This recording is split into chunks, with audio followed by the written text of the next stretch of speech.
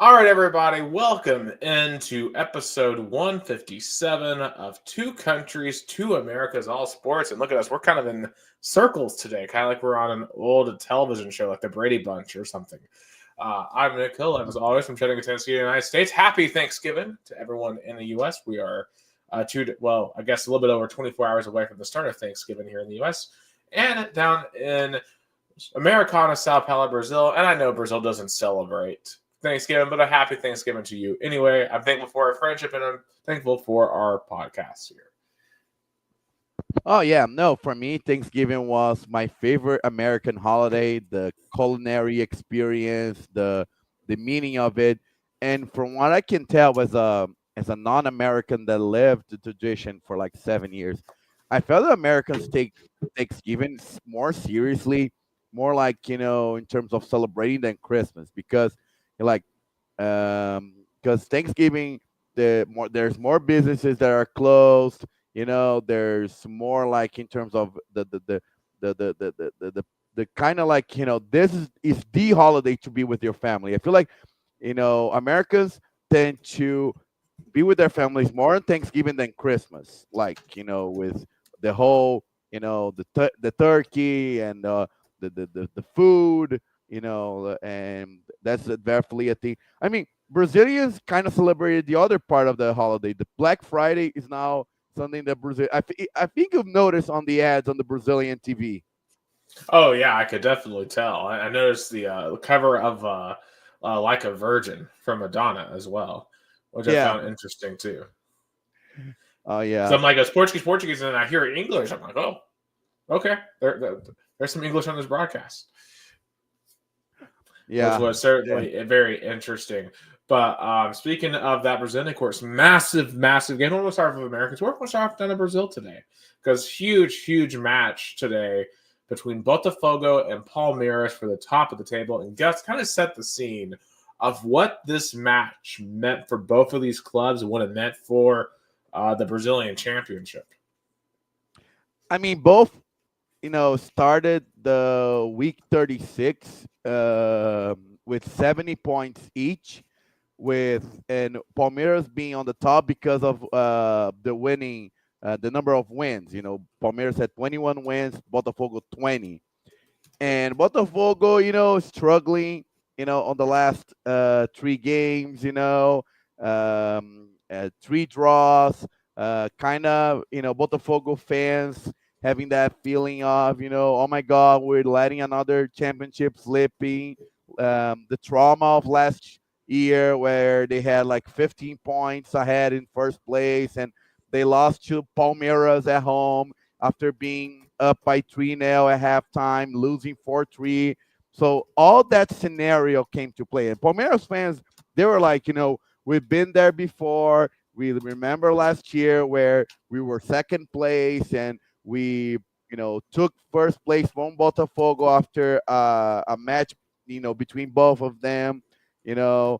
But Botafogo, unlike last year, I felt they were mature enough in their performance. And I want to get your opinion of the match itself. I know you started to watch, in the middle of the first half and throughout the second half, but I mean, from my perspective, I think Botafogo, of course, being up by 1-0, and the start of the game made a difference, kind of like calm the nerves.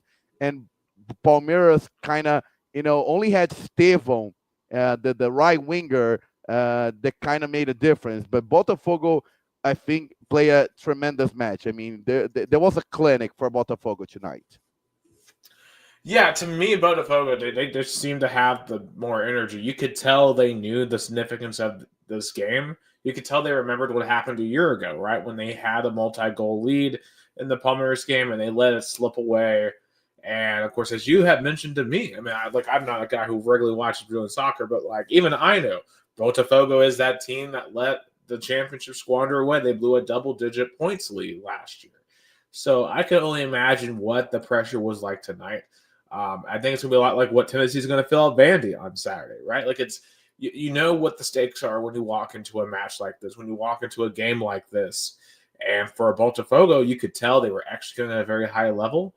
They baited Palmeiras from making some dumb mistakes. I mean, having that red card that Palmeiras got there in the second half was just Foolish play. And what me makes even worse, it wasn't like a rookie or a 20 something years old and made that mistake. It was a veteran player, and he wasn't even on the play. He was trying to help his colleague that was on the the on the area on the corner kick that you try to get away from the defender stuff, and he out of nowhere he put his hand like that on the defender. And when you put the VAR on that kind of play, that I feel like makes even worse because it exaggerates the moment. And on from then on, when Marcos Rocha got the red card, I knew the game was over. Like with 11 versus 11 was hard.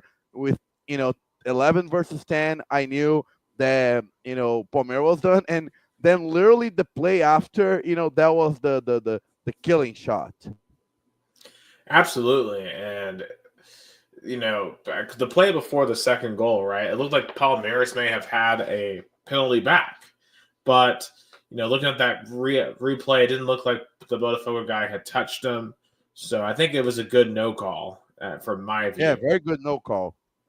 Yeah, and of course you could tell from there that just broke Palmeiras' spirit. But the controversial call, I don't know if you saw the replay at halftime, was the play that generated the corner kick for the first goal. Palmeiras, players and coaching, complained that the last touch of the ball was a Botafogo player and not Palmeiras player, and that would have generated not a corner kick. But and it was funny that both the post game interview with the Palmeiras player, he spent more time complaining about the ref than talking about the game itself, and say, "Oh, the ref wasn't his best, and he's not being good for this season." Like how he knows about the ref's performance. Like I feel like it was a overrated complaint. I feel like Palmeiras deserved that win. They deserved the Botafogo deserved that win. They performed.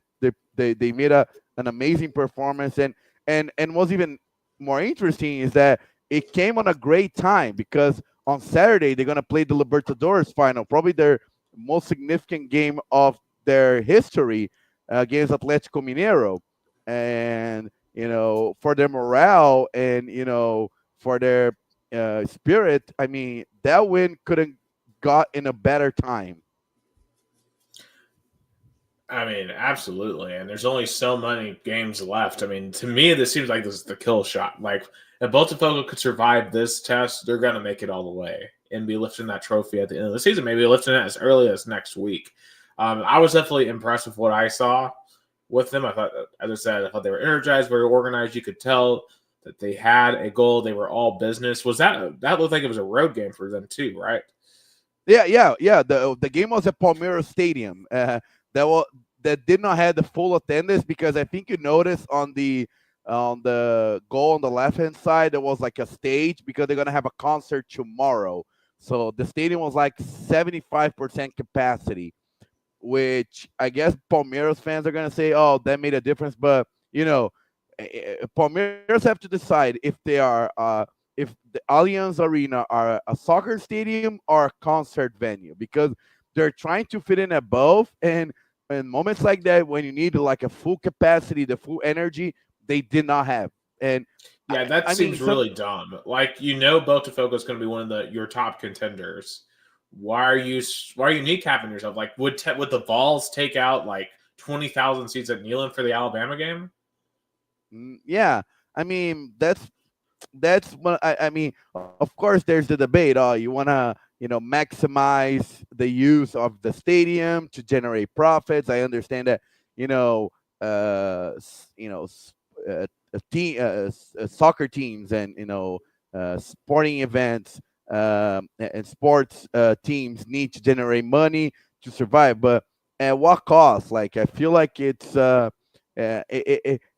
did not, of course, did not affect the play on in the game on the field, but you know that a 100% capacity is a different than a 75% capacity. And it was funny that even some fans attend the game for free because they put like a big screen behind the stage. So there were people watching the game on the stadium, but they couldn't see the game. They were behind the stage. I So mean, it's why go a to the funny. stadium then? Like, if you I can't guess see you the can say game. that you want to feel the energy of it. You want to be part of the event, even though you ended up seeing on a big screen instead of I seeing the mean, field itself. just imagine doing that. You go to the stadium, you can't even see the team, and then your team gets absolutely pummeled, and then gets a pity goal in garbage time. Yeah, and Botafogo has a chance, real chance, to win two massive titles in 1 week. Because Saturday they play for another tournament, the South American Champions League, the Libertadores final, something that they're playing for the first time ever. And the team they're facing it, they lost to Juventude at home 3-2, but they play with the reserves. They had no fans in the stadium because they were punished because of the incidents on the Brazilian Cup final and the whole fight and stuff. But I guess now all the morale, all the momentum, definitely all the momentum right now for Saturday's Libertadores final is with Botafogo right now. The Botafogo fans that on Saturday left the stadium after time with Vitoria, nervous, not feeling this team was sleeping away. Definitely the feeling right now is different. It's a feeling of now we're gonna make it. Finally, we are ready to win. I feel like the how sports are amazing that the momentum changed from one game to another. Absolutely. I mean, this is all about momentum, all about the vibes in any sport. And for Botafogo, they've got the vibes. Oh yeah, and I feel like they're gonna win on Saturday. I think they're gonna take first Libertadores title on their history, and I don't think they're gonna win the Brazilian Championship next week, simply because I think Palmeiras are also gonna win. I think it's gonna be for the last round, but I mean, and because then on the last round, Botafogo is going to play Sao Paulo, which is uh, Palmeiras rival that probably are going to be done for the season. They're going to be in Libertadores already. They're not going to have any title chances, so they're playing for nothing. So you're definitely not going to play on their best to help your rival. And Palmeiras is going to play Fluminense, which is a Botafogo rival, but they're on the relegation zone, so near the relegation zone. So they cannot afford to play reserves and play weak to not have to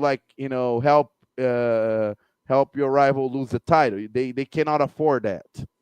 See, but like, I don't agree with that mindset. Like, I think you've got to play to win no matter what, even if it helps a rival. Like look at Florida this past week, and we're going to get into this way later in the show. But like, should they have laid down and not done anything because it helped Tennessee?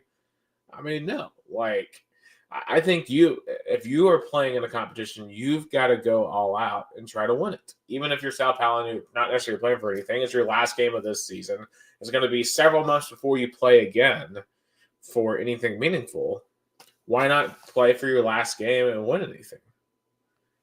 I guess because the fans, like for example, I remember 2010, like Corinthians was fighting the Brazilian title, and Palmeiras played Fluminense that also play against Corinthians for the Brazilian championship, and Palmeiras fans were like, if Palmeiras win, we're gonna beat you, like and Palmeiras fans went to the stadium, and when Palmeiras scored, they like were shouting and cursing Palmeiras players that ended up, giving up 2 goals, and Palmeiras lost to Fluminense. Fluminense ended up winning the Brazilian championship that year. So it's a kind of tricky situation where you also don't want to, cause trouble with your own fans just to win a meaningless game, so your rival wins the championship. But I know in America, this is taken way less seriously than in Brazil. Yeah, definitely. And you don't have the fan councils like you do in Brazil, and it's just definitely I could see why it's a different culture. I do want to shout out our dear friend Jason Warwick, Oh yeah, saying hello to us, and says that those seats in the Palmeiras that Allianz Arena are the perfect seats for your blind friends. yeah. I guess Like, that's fair for a blind Palmeiras fan. It makes sense because then he would hear all the fans. He will feel the environment of the stadium, but he won't able to see like the other fans and and he has to interesting. take. So Jason said, always play to win. I could never root against my own team to prevent a rival from winning. Even if my team would take care of my business, my team would win. I mean, that's what I'm saying. That I think that's one of the biggest difference of mindsets between American sports fans and Brazilian sports fans. Like definitely São Paulo fans on the game against Botafogo, if comes down to, they're gonna be rooting against São Paulo. They'll be rooting for a Botafogo win, so they're like, Palmeiras not gonna win a title. Like, I don't want my team helping a rival winning a championship. That's something probably Brazilian soccer fans definitely don't want to feel it. Yeah, it's an interesting thing. I never really thought about just how much more intense the rivalry games are in Brazil. Granted, it is rivalry week here in America for college football, so maybe there are some college football rivalries where it would be like that. Maybe Ohio State, Michigan would be willing to do that. Maybe the Iron Bowl would be willing to do that. I don't know, but like from Tennessee's perspective, I could never root for the Vols to lose just to screw over Alabama or Florida or I Georgia. would, I would, I would, if, for example, next week Tennessee, for example, uh, losing to Vandy would have helped Vandy get a spot on something that would eliminate Florida. I'll definitely would take it.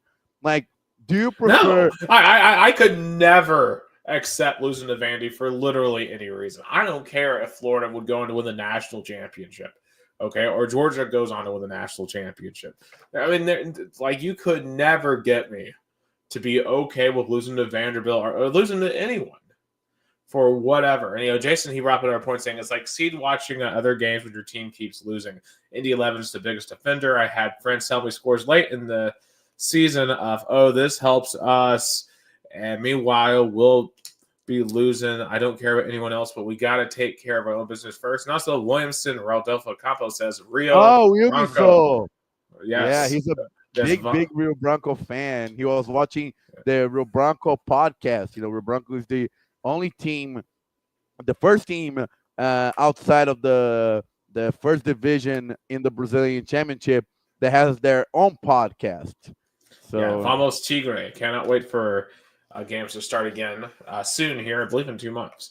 But yeah, for Jason, back to what he was saying. Yeah, I mean, this is the thing about this past weekend for the Vols, and I know we're going way ahead of ourselves here, but no, you can like, go ahead. Let's I dive mean, in. like, I like really hated having to like really hope for other teams uh, to lose for Tennessee to run to regain their own control of their destiny. Because one, I don't think they should have even been in the position to have to depend on other teams, but they were, and we got help. So I think that's all we have for Brazil. Also, just real quick chat while we're on the topic of soccer: MLS Cup playoffs, conference finals, Orlando versus Red Bull New York in the East, LA versus Seattle in the West. Quick, Gus, who do you think is making the MLS Cup? Orlando and LA, and LA is gonna win it again. I think uh, I was surprised how the outcome between the New York Derby. I thought the NYCFC is gonna give him way more trouble, and Red Bull just passed by.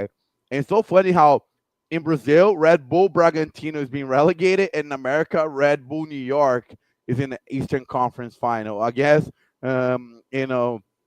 one Red Bull team is doing good, another Red Bull team is not doing so good. Yeah, absolutely. So it's going to be interesting how that finishes. Additionally, USL League One, Union Omaha won that championship in USL League One. And I don't know who won between Colorado Rapids and the and Rhode Island. If that game hasn't played yet. Or the Colorado Springs Switchbacks. Okay, so Colorado Springs did win. So Colorado Springs is your champion in the USL. But the Indy 11's the true winners in our hearts for making it to the semifinals of the Open Cup. So yeah, Jason just update us on that. Absolutely. All right, let's switch to some football because we've been teasing it, but we're heading into the last week. It's rivalry week, and man, there couldn't be anything more on the line for us this year. So we're going to share what the current bracket would look like. And this is from the playoff committee, just revealed about an hour ago. So there you go. So right now, as we have been seeing, Oregon has remained number one because right now they are the only undefeated team. No other teams are undefeated, still in conference play. You may want to remove that bottom banner, Gus, so they can see the very bottom of the graphic. So Texas is still 2, Miami still 3, Boise State still number 4. So the top 4 remain the same from last week. Now where it changes is, hey, Jason, what is up? Welcome in. Welcome, Jason Wyrick. Thanks for letting me crash the podcast as always. As Absolutely. always. Yeah. Hey, really quick, I do want to give a quick shout out to Max Schneider, Indy 11 midfielder who did win with Union Omaha on loan this past weekend. And shout out to former Indy 11 midfielder Juan Tejada for not only winning the USL championship, but also won MVP of the championship game. Super proud of those guys. Absolutely. Definitely lots of championships. And more people probably pay attention to that, frankly, than MLS, because who cares about MLS? But I just mentioned it in passing. Anyway, so back here to the bracket. Now, where things begin to change is in the 5 through 12. So Ohio State still remains number 5 after their win against Indiana. Penn State is now up to number 6 in the rankings, at least 6 in the bracket rankings. Notre Dame's number 7. Georgia now would be hosting at number 8. So in this bracket, Tennessee would be the 9 seed traveling to Athens. Now, I was going to say right off the bat, there's no way this matchup's happening. Because for one, personally, I think Georgia's winning the SEC, which means they would be in the top 4. They would take Texas' spot. I just don't see Georgia not winning the SEC against either Texas team, personally. But even if Georgia loses the SEC championship, I don't think the committee would see 2 members of the same conference against each other. I think what would happen is if they had these rankings, what the committee would do is I think they would move Georgia up a seed. So they would take the 7 seed and move Notre Dame down. So you'd have Tennessee at Notre Dame, SMU at Georgia. At least that's my theory. We haven't seen this work out yet. But if I were the committee, that's what I would do, just so you don't have like a rematch right off the bat. I think the committee also don't want to putting conference, foes against each other. I think I get your point, Nick. I think they're gonna try to spread out, but I like the theory that you made on our group WhatsApp chats. That's the theory I'm most, that made Big Ten, the top of the Big Ten really thinking about the Big Ten championship. Right. So if you notice, obviously you got SMU, Indiana, which is wild. They're heading to the last week and they're at-large teams. And also worth noting, Tennessee and Georgia are ahead of SMU and Indiana just by having one more loss in those 2 teams. But Tennessee and Georgia have played far tougher schedules and are being rewarded for doing so. Now, the last seed, number 12, is Arizona State, who right now is the leader of the Big 12. And that's another thing I want to get to about the Big 12, because believe it or not, there is a chance a Power 4 team doesn't even make it in to this playoff system. But the first thing I want to point out here, the 5 seed is such a cheat code. I mean, I feel like we've pointed this out throughout the year, and it became apparent, I think, to us back in September that 5 seed was going to be so clutch. Like, I would rather be Ohio State in this format than Oregon, and it raises the question, like, if assuming we get Oregon, Ohio State, which is very inevitable next week in Indianapolis, why would you want to win that game? Because if you don't, you'll drop farther than 5. That's the answer. That's true, I guess. Yeah. I think the loser of the SEC championship is getting number 5, and I don't think there's any scenario, any amount of chaos that prevents that. I mean, even if Oregon, let's say they beat Washington this week and they're undefeated, head into Indianapolis. I mean, it feels like that would be a punishment for losing an extra game that maybe some of these other teams aren't playing. Because, let's say Oregon and Texas both lose the conference title games to Ohio State and Georgia respectively. I think you would still have to see Oregon ahead of Texas, because Oregon has wins over Ohio State and Boise State. Texas literally has no wins against any ranked opponents. That's fair. I mean, they're gonna win if you put in the scenario they'll beat Texas A&M, which is a ranking win. But I still get the point that Oregon will have the strength of schedule of Oregon will be higher than Texas. Right, and there's a chance to Texas A&M's already down at 20. The A&M, like if the Longhorns go in and blow out A&M won't even be ranked anymore. Now, you can't use that to then retroactively punish Texas, because Texas would have gone into A&M and blown them out in a hostile environment. It's just a double-edged sword. It's been a question I've been wrestling with, because I've been doing my own rankings each week. It's like, okay, so these teams get re-ranked every single week, and obviously the teams that lose get dropped down. So how do you balance the teams that just went in there and beat them, and then you re-look at them? So for example, when Ohio State beat Indiana this past week, Indiana was ranked 5th. Now they're ranked 10th. So do we still say that Ohio State had a top 5 win, or do we say that, well, okay, now they had a top 10 win against a team that probably doesn't even belong in the top 10? How much weight do you give that win, for example? I think the body of work for Indiana has to speak for itself. The reason that Tennessee's losses are coming back around is because Arkansas played Texas very closely, and obviously Florida just beat Ole Miss.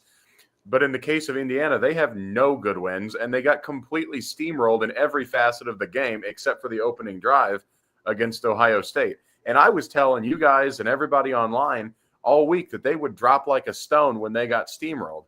And the only reason that they didn't was because everybody else fell out from underneath them too. And, if there weren't 3 or 4 upsets underneath them, they'd be ranked 13 or 14 right now. Yeah, and right now Indiana is that last team in to the postseason, because right now Indiana is number 10. Then you got Boise State is number 11. The number 12, the first team out right now, is Clemson, which I think that's a whole other separate. I don't think Clemson should be the first team out right now. Clemson should be behind the 3 3-loss SEC teams in Alabama, Ole Miss, and South Carolina. Now Clemson gets to play South Carolina, but Clemson literally has no good wins at all. Their best win is arguably Virginia. Now, I don't think this is going to happen, but imagine they beat South Carolina and then they go in and beat Miami, and they take one of those top 4 spots. Then what happens? How far do you drop Miami? So that can't happen. So SMU has one of the 2 spots locked up in the ACC championship. So the thing that's going to determine that is Miami-Syracuse. So if Miami beats Syracuse, it'll be Miami-SMU, and it's Charlotte. If Miami loses, it'll be Clemson-SMU in Charlotte.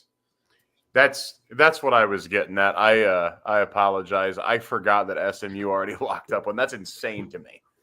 Yeah, I think everyone can. SMU's in the ACC. And SMU's here as an at-large team. I mean, granted, I kind of thought preseason SMU was going to be really good. And when I looked at their schedule, I'm like, there's a chance they could go on a run here. And the way they started the year, because they barely got out of Reno, Nevada in week 0 alive, 29-24. They looked awful against BYU because we didn't know how good BYU would end up being. at least relatively speaking to expectations. But yeah, I mean SMU deserves to be where they're at, I would say. But yeah, of course, I think the big story here. Okay, so one more big story about this rankings. So we have Arizona State here. They just upset BYU. Well, I don't know if I would say it's upset. I mean, they were a favorite, I believe. They beat BYU. They're now the highest ranked Big 12 team. So currently they're ranked number 16 overall. Right below them at number 17 is Tulane. And Tulane would be the top team from the American. And I think, thing that people have to realize here is not top 5 conferences, and 4 of those have to be the P4. It's just top 5 conferences. So if Tulane were to be ahead of the Big 12 champion, and right now you have BYU that's behind. You have Iowa State that's behind Tulane. You have Colorado that is behind Tulane. It's not impossible that Tulane finishes ahead of the Big 12 champion. Now, the question is, would the committee allow that to happen? Would they allow the Big 12 to miss the playoff at all? Because the thing about Tulane to me is they had 2 games against P4 opponents. They lost at home to Kansas State, a team that's not even one of the 4 top teams in the Big 12 right now in terms of rankings. And they lost at Oklahoma, who, I mean, we've seen Oklahoma has not had a great season, although they had a great win on Saturday. And would have to be an Army team. Tulane would have to be Army in the conference title game that just got absolutely steamrolled by Notre Dame. I don't think the committee is going to allow that, because they've shown that they think that they will rank teams better that they think are better, even if the body of work does not show that they are better. I mean, take a look even going all the way back to TCU, the first playoff in 2014. They won by 52 points and dropped from 3 to 6 and missed the playoff because they wanted to put Ohio State in. And the reason that they got away with it was because Ohio State went on to win that year's playoff. And so they got away with that, but they set the precedent that if they think another team is better, even if their body of work isn't as good, their record isn't as good, they're still going to put them in. And so for Tulane, good luck. Even if all the chaos happens, you're going to be the first team out, even though you probably deserve to be in based on your body of work. Yeah. Go ahead. I mean, recently the committee kind of that a little bit behind. I mean, when Cincinnati got in, but definitely when last year the committee said, enough. We don't want, we want to reward big brands and also we want to kind of, put the best. I like the Jason put the best body of work, but like, for example, Florida State in terms of standings deserve it to be in front of, but the best body of work, let's be real, was Alabama. I think Florida State would have been steamrolled by Michigan, and Alabama went to overtime. Right, and I actually have put up the Tulane schedule here just so we can look at what Tulane's body of work is. Now, I mentioned Kansas State, Oklahoma. Obviously, 2 big losses. They lost at Oklahoma by 15 there in week 3. And since then, their best win arguably is probably Louisiana or Navy. Louisiana or Navy is probably their best win. They did put up 71 against UAB, who's about to fire Trent Dilfer as head coach. They've got a big game on Thursday night, actually, against Memphis. Memphis is a pretty good American team, but I mean, it's Memphis. Where would Memphis be in the Big 12 rankings, right? Like, I just don't know if you could really justify putting that resume above an Arizona State that just beat Kansas State and BYU back-to-back, or Iowa State. I don't know if you can justify that.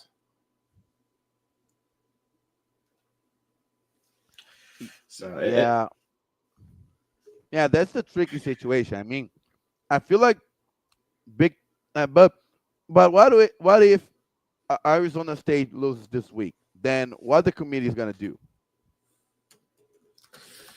Well, I think it depends a lot on who gets in, because basically I'm going to pull up some Big 12 scenarios here, because this is where It gets absolutely bonkers for the future of the future of the Big 12. So it's worth knowing there are 9 teams mathematically alive to make the Big 12 championship game. Which, first and foremost, we need divisions desperately. We created divisions when there were only 12 teams because in the 90s because we realized, wait, these conferences are getting too big. We're not going to be able to play everyone against everyone else in the same year. We need divisions. And then as we get the conferences super big, we decide, wait, no, we don't need divisions anymore. I mean, what sense does that make? I mean, none of this makes any sense. Why we're doing this all without divisions and we have such out of whack schedules, like what we've seen with Texas and Missouri, especially in the SEC. And now Missouri has squandered their easy schedule, but Texas has taken full advantage of theirs. So I don't know, but right now you have 4 teams atop the conference at the Big 12, 6-2. You got Arizona State, Iowa State, Colorado, and BYU. It's worth noting that no one controls their own destiny. Like literally no one. Like this is like the most insane things I've ever seen. Like, so basically, the 4 that you would have here, you have Arizona State at Arizona, BYU versus Houston, Iowa State versus Kansas State, Colorado versus Oklahoma State. And basically, I'm not going to read all of that. But yeah.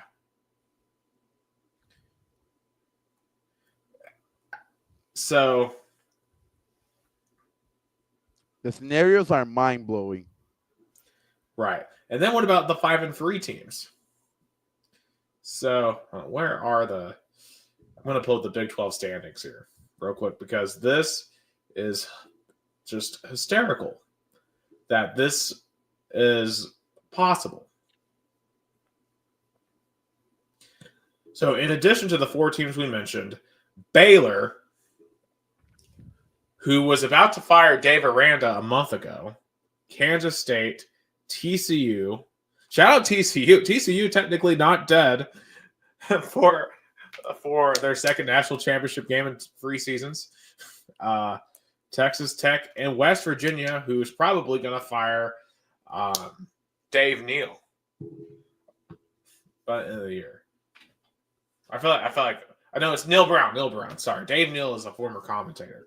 But anyway, all those teams are alive, and none of those are Kansas, who actually is the hottest team and probably the best team right now in the Big 12.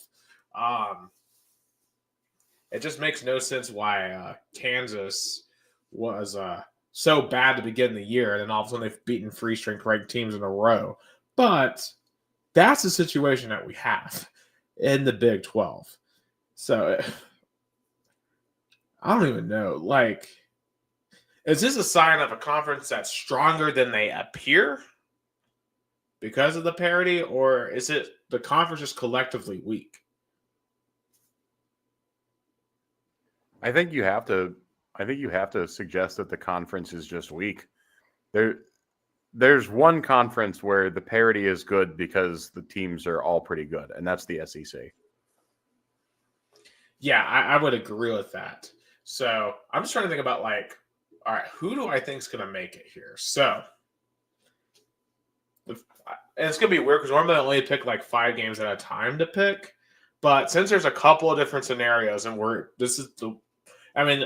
entering into the weirdest week of college football we've truly ever seen.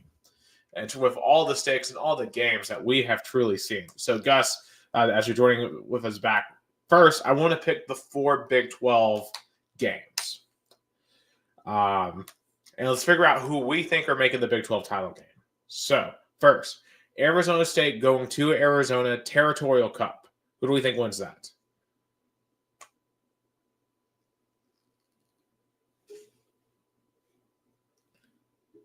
Personally, I am... okay, so I'll just tell you my 4 picks for these games. So, I think in Arizona State, Arizona, I'm feeling an upset here. Now, Arizona's had a really disappointing season, but they still have some talent on that team. I feel like they could get up and try to ruin their season. I'm going with the Wildcats at home and pull off a shocker. No, Arizona State. Arizona by a field goal. I can't believe I'm in the minority here. I'll scream from the mountaintop. That's fine. Even if it's by myself. Now Arizona State's totally going to win, but I'm sticking to my guns. I just feel an upset here. I'm probably wrong. All right, Houston at BYU. I know the BYU is spiraling. I just don't see them losing at home to Houston. Me too. Yeah, I mean, Houston doesn't have. Oh crap! What's that guy's name? The D tackle that was on the Bills. They don't have that guy anymore. So it's going to bother me until I think of his name. They don't have him anymore. Give me BYU. Ed Oliver. That's the one. Yeah. Okay. I think the best game, though, out of these, Iowa State at Kansas State. Or Kansas State at Iowa State. Farmageddon. Did you just say Farmageddon? Yes, Farmageddon. That's what they call this game. There's no way that's real. Yeah, no, that's real. Look it up. That's what they call this game, is Farmageddon. That's the best name of any rivalry I've ever heard. Ever. And that's coming from somebody who is a part of the Louisville-Indianapolis Proximity Association football contest. All right? I'm part of LaPapka, and that's way better. Farmageddon's way better. That's awesome. Absolutely. And in Ames, Iowa, that place is going to be rocking. But you know what? I don't believe in Iowa State. I'm fading Iowa State. Give me Kansas State. I'll go Iowa State. Give me Kansas State.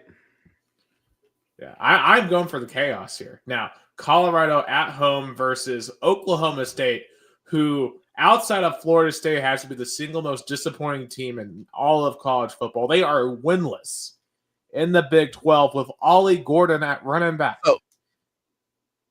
So can I put a debate? Is it time to pull the plug on Mike Gundy? Yes. No. No? Hear me out. Who are they getting that's better than Mike Gundy?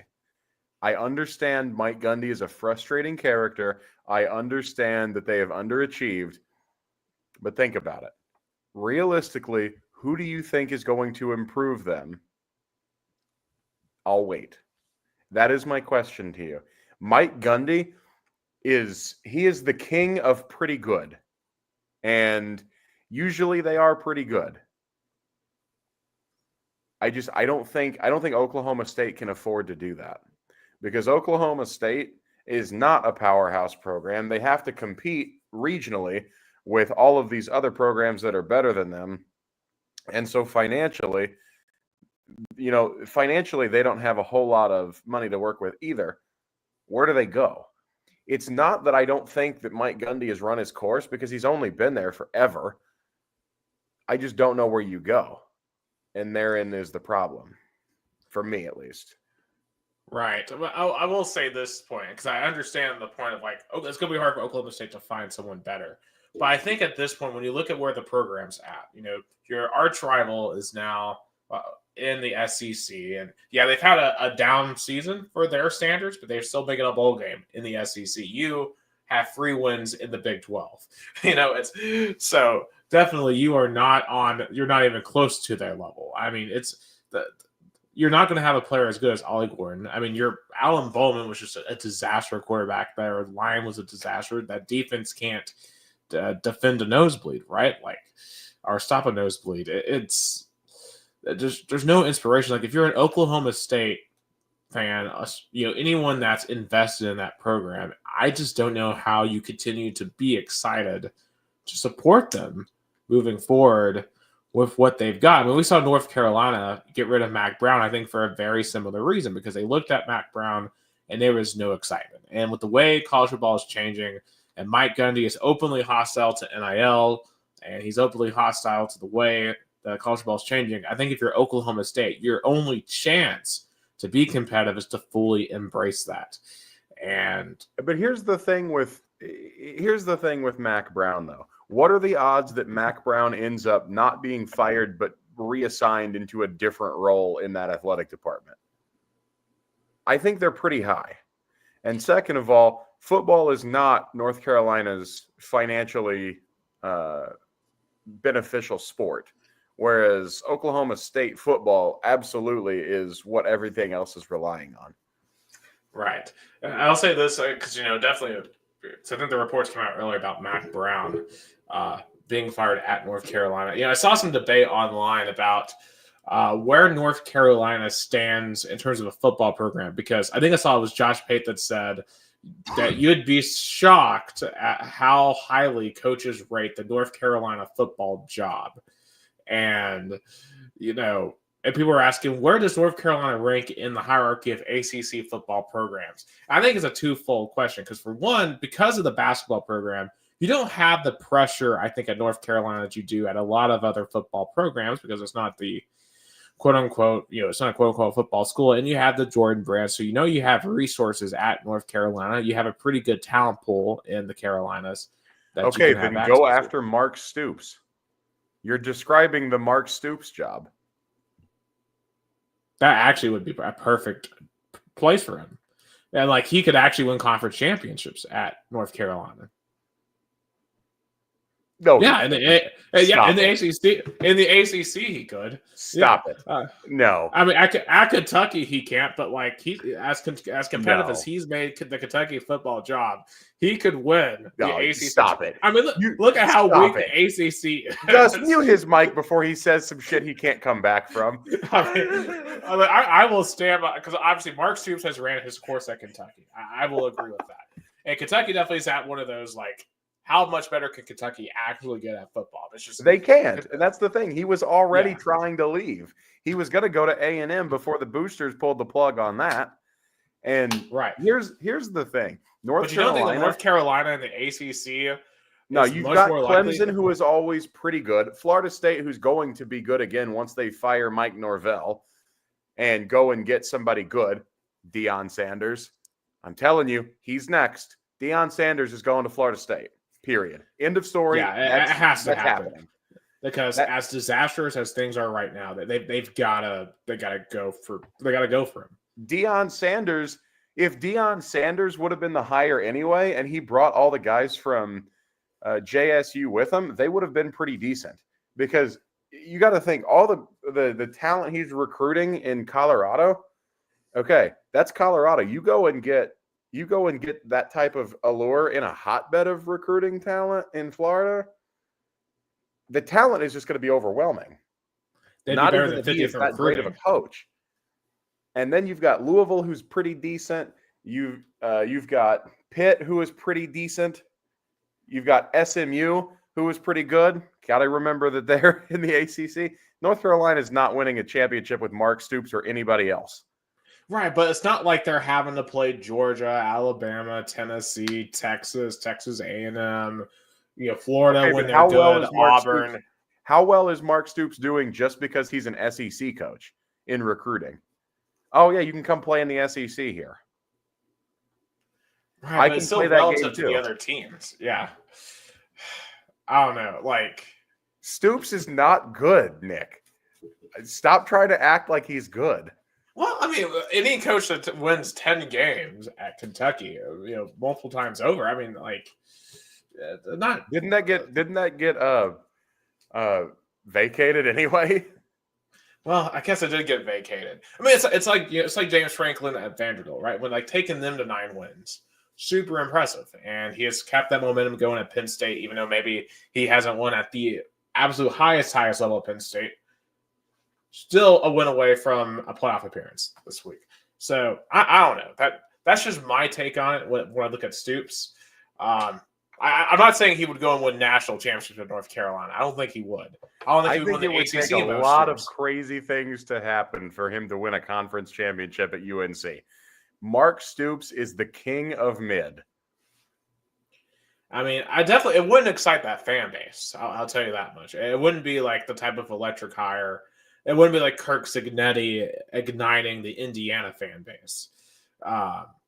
But it would be interesting because, their arch rivals in Duke, right? They've got Manny Diaz, who I think is an excellent hire for Duke. And Manny Diaz has done really well in his first year. That'd be an interesting coaching matchup between Diaz and Stoops on a year-to-year basis. Truly, I don't think it would be. I don't think North Carolina would ever beat them. Ever. I'm a big Manny Diaz fan. I think he is a terrific coach. I think he got shafted at Miami. Mm-hmm. Yeah, it'd be interesting. Now, I don't think that's the way UNC is going to go. But that would be an interesting hire. And I wonder, like, if Mark Stoops were to leave, where would Kentucky go? Like, because obviously you'd go younger, maybe try to find someone who goes more spread. Because to me, the biggest problem I have with Kentucky is they're just boring to watch. They don't have an exciting brand of football. Granted, I'm spoiled with Josh Heupel, so to me, most other teams have boring brands of football. But, like, Kentucky especially has a really boring brand of football.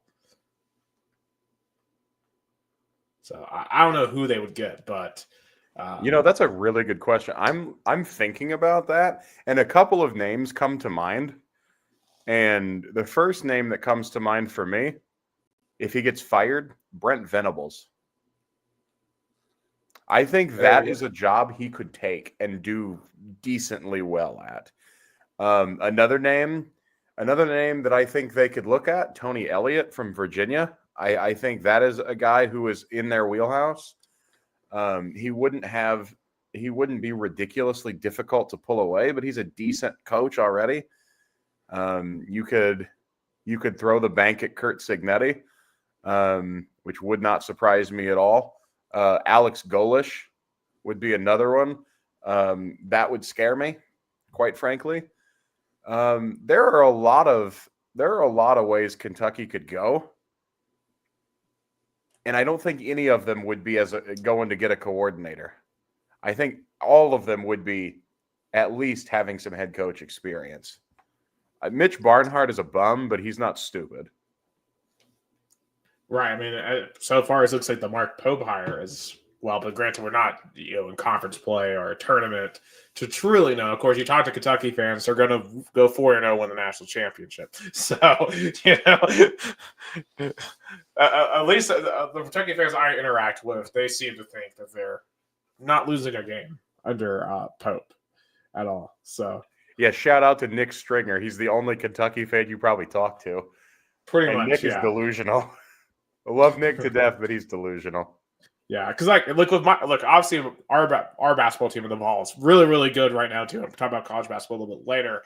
I'm trying to keep myself in check.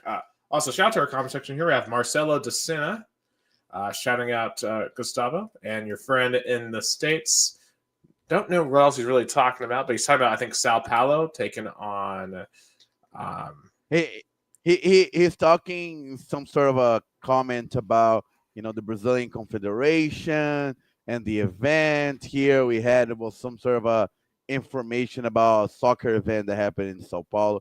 Shout out to my girlfriend Erica Barbosa, great singer. Yeah, hello, hi Erica. Well, yeah, absolutely. So about those scenarios, I mean, how crazy is that? No team control their own destiny. I imagine it's gonna be I would have at least put all the games at the same time, so there's no manipulation. Right. So I know my first one was Colorado, Oklahoma State. Who do we have? I would take Colorado. Colorado. Okay. So if I remember correctly, so Jason, you took Arizona State, BYU, Kansas State, and Colorado. So yes, Arizona State, BYU, Colorado. The Big 12 championship would be Arizona State versus BYU. Gus, you took Arizona, BYU, Iowa State, and Colorado.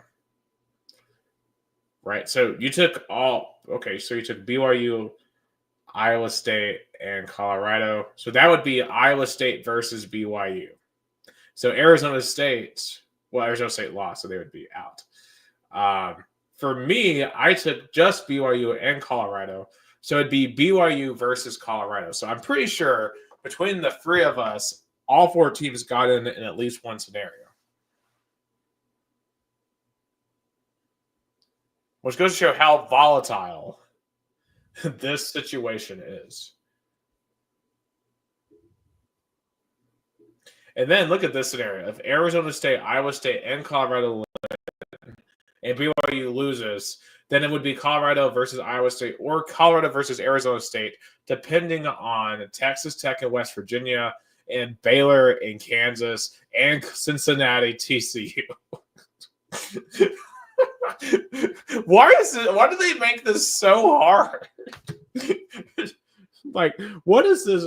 What are these tiebreakers?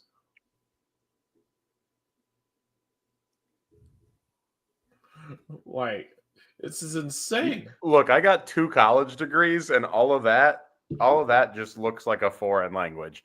That's completely unnecessary. I'm really happy that I've got people that I can listen to on TV that can decipher that gibberish for me. Right. Just what was wrong with divisions?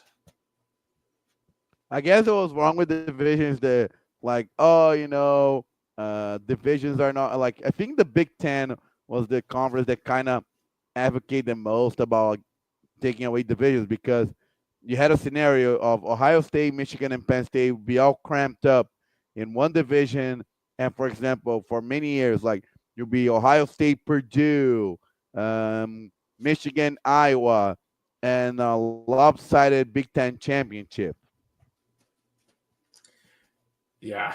And plus, you're right, and you had, those just unbalanced divisions. Like the SEC East and SEC West for a long time was very unbalanced. I don't know. It's just nuts. You know what you guys should do? You should have a show during the Big Ten Championship and have me as a correspondent and send me to this game. Oh, that would be awesome. Yeah. Yeah, I mean, it'd be a great game. Or, I mean, you'd be literally number 1 versus number 2. I mean, Indianapolis is going to win big. I'm very curious to find out how expensive tickets are as well, because they're usually not that expensive. Big Ten Championship tickets, normally, because the stadium is massive, you don't have that many traveling fans. You've got a good amount, but they have a hard time filling up Lucas Oil Stadium, which is something to the effect of 70,000 seats. You can usually get tickets for like $25-$30 if you know where to. Ohio State fans will make sure that's not that cheap. They will drive across the state line. A lot of them will, but you won't have 70,000 of them. That's the problem. Ohio State's played in the Big Ten Championship before, and the tickets have still been pretty inexpensive just because of the sheer capacity of the building. Ohio State fans aren't going to sell the place out. It's definitely close, Oregon won't. It's because Oregon will have a bunch of people and a lot of people that live in the Midwest, but there'll be, if they open the whole stadium up, which they will, there will be 5,000-6,000 seats minimum that are available, and they won't be expensive, I don't think. Right, and compared to the SEC championship. Especially with Georgia being in the SEC championship game again. Like the SEC championship's just pure, the inside the game atmosphere is unrivaled in the SEC. Now, I understand that as a host city, Indianapolis dwarfs Atlanta, but the on TV playoff atmosphere at Mercedes-Benz is the best of any of the conference titles. Okay, but where else are you putting the Big Ten championship though? You can't The SEC is very blessed to have a big program in the same area as the big city. Like, if IU was actually good and not PVU, maybe we'd be able to talk. Right. Or how about Cincinnati? Or if Notre Dame wasn't soft and would play in a conference. Or how about putting the game at Cincinnati? I mean, they're kind of close to. You can't put that game in Cincinnati in December. No shot. No way. Now maybe like if Chicago ever builds a dome, you move it there, but like I don't know. I still think Indianapolis makes more sense. 100%. It's more geographically centralized, and the only other place you could possibly put it is Ford Field in Detroit, but they already host the MAC championship. Right. I'm trying to think. Where else would you go? I mean, you have the stadium in Minneapolis too. That's indoors. Yeah, but that's completely geographically skewed to the northwest. Indianapolis is pretty centralized with the exception of the West Coast schools. Right. And you're not going to be able to really accommodate them. I'm shocked the Big Ten didn't try to like move it to SoFi Stadium. It's like, okay, we're now in Los Angeles. We're moving the Big Ten championship out west. That would have been so dumb if they had done that. I mean, there's a possibility with the LA teams being there and Oregon and Washington. It'd be hilarious if one year it was like UCLA, USC for the Big Ten championship in Indianapolis. I'm waiting for that to happen. But it's going to take at least 10 years for that possibility. Okay, friends. Also, I have found ticket prices, and they are hovering at $150 right now, but not all tickets have been released yet from Ticketmaster. So you gotta just wait that one out. Yeah. These are the people that have bought theirs in advance from Michigan and Ohio State thinking they were going to be in it. Yeah, probably the Wolverine fans are going to be one of the resale market. Exactly. Yeah. I didn't know why. They should have known after week 2 that wasn't going to happen. I also want to shout out Alabama and Houston top 10 matchup in overtime right now. And they just started overtime, going into overtime at 78 apiece. So college basketball, right? There. Yep, in college basketball. So a sport that Alabama still has a chance to win a national championship in. But in any case, we haven't even talked about that. So let's get into some of the SEC disasters that we saw on Saturday. Starting with Alabama football at Oklahoma, 23-3 loss. This was probably the single worst performance I've ever seen from Alabama in this spot. Granted, I really don't remember much of Bama pre-Nick Saban, really at all. I remember 1 year of Alabama before they hired Nick Saban. So seeing Bama get manhandled is foreign. It's a foreign concept to me. But it happened against this Oklahoma team. The same Oklahoma team that were Tennessee, who's notorious for not playing well on the road, going in and beating them there. South Carolina, jumped to a 21-0 lead in Oklahoma. Bama couldn't do a thing in Norman. And, man, I was stunned, to say the least. Oh, yeah, I think definitely was the worst Alabama game in at least 15 years. Jalen Milroe couldn't do anything. The O-line was atrocious. And I think it was more of Alabama losing than Oklahoma winning. I think it was definitely a year that Kellen DeBoer, I think, of course, not going to get fired, but definitely, but one thing he can say of is like, okay, Nick Saban first year, he lost to Louisiana Monroe at home. So if we compare first year Nick Saban and first year Kellen DeBoer is still better. Well, okay, but is he really, though? Kalen DeBoer inherited one of the most talented rosters in the history of college football. Okay, like if you look at the talent, Nick Saban came in with nothing. Yeah, I mean, Kalen DeBoer inherited a team that just went to the playoffs, went to the Rose Bowl, won the SEC championship. We've seen what Alabama can do when they're on. They beat Georgia. They manhandled Georgia in the first half. They went into Death Valley and embarrassed LSU. Like, we know how good this Bama team can be. But the problem is this team has no discipline and they have no composure. That's why they lost at Vanderbilt. That's why they were just absolutely shell-shocked in Neyland. That's why they just fell apart this past weekend. And the thing that's most damning to me about this loss is not necessarily the Jalen Milroe disaster. Why are you letting Jackson Arnold run all over you? I mean, Oklahoma basically copied the Vanderbilt game plan to a T and just ran all over him. Over 100 yards rushing. So, yeah, it is truly unbelievable what we saw here. Because remember, Oklahoma, their quarterback situation has been a mess all year. Their offensive line mess has been a disaster all year. And But it didn't matter because Oklahoma just played tougher than Alabama this week. And it was just a common occurrence for Bama throughout the season.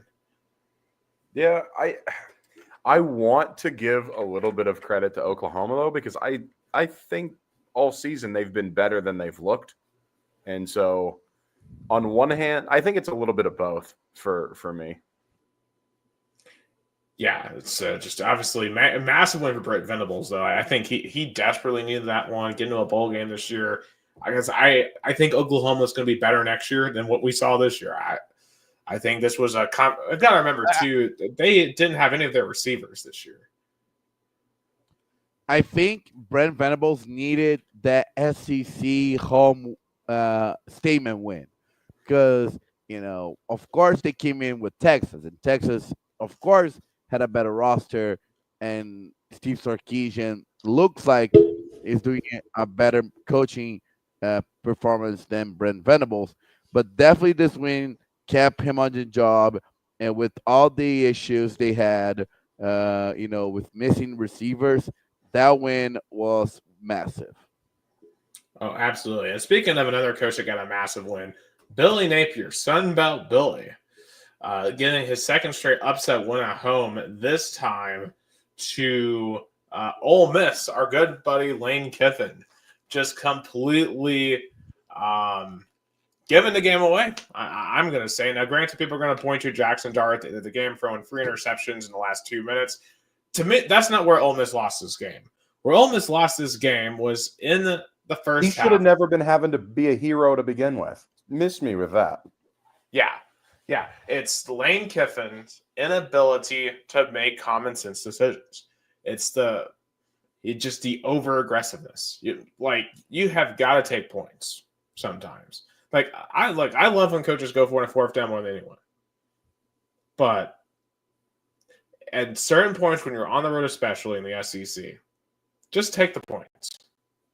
Take the points, and it'll put you in a better position down the road. And for Lane Kiffin, I just think he has proven he's incapable of making the decisions necessary to win at a high, consistent basis.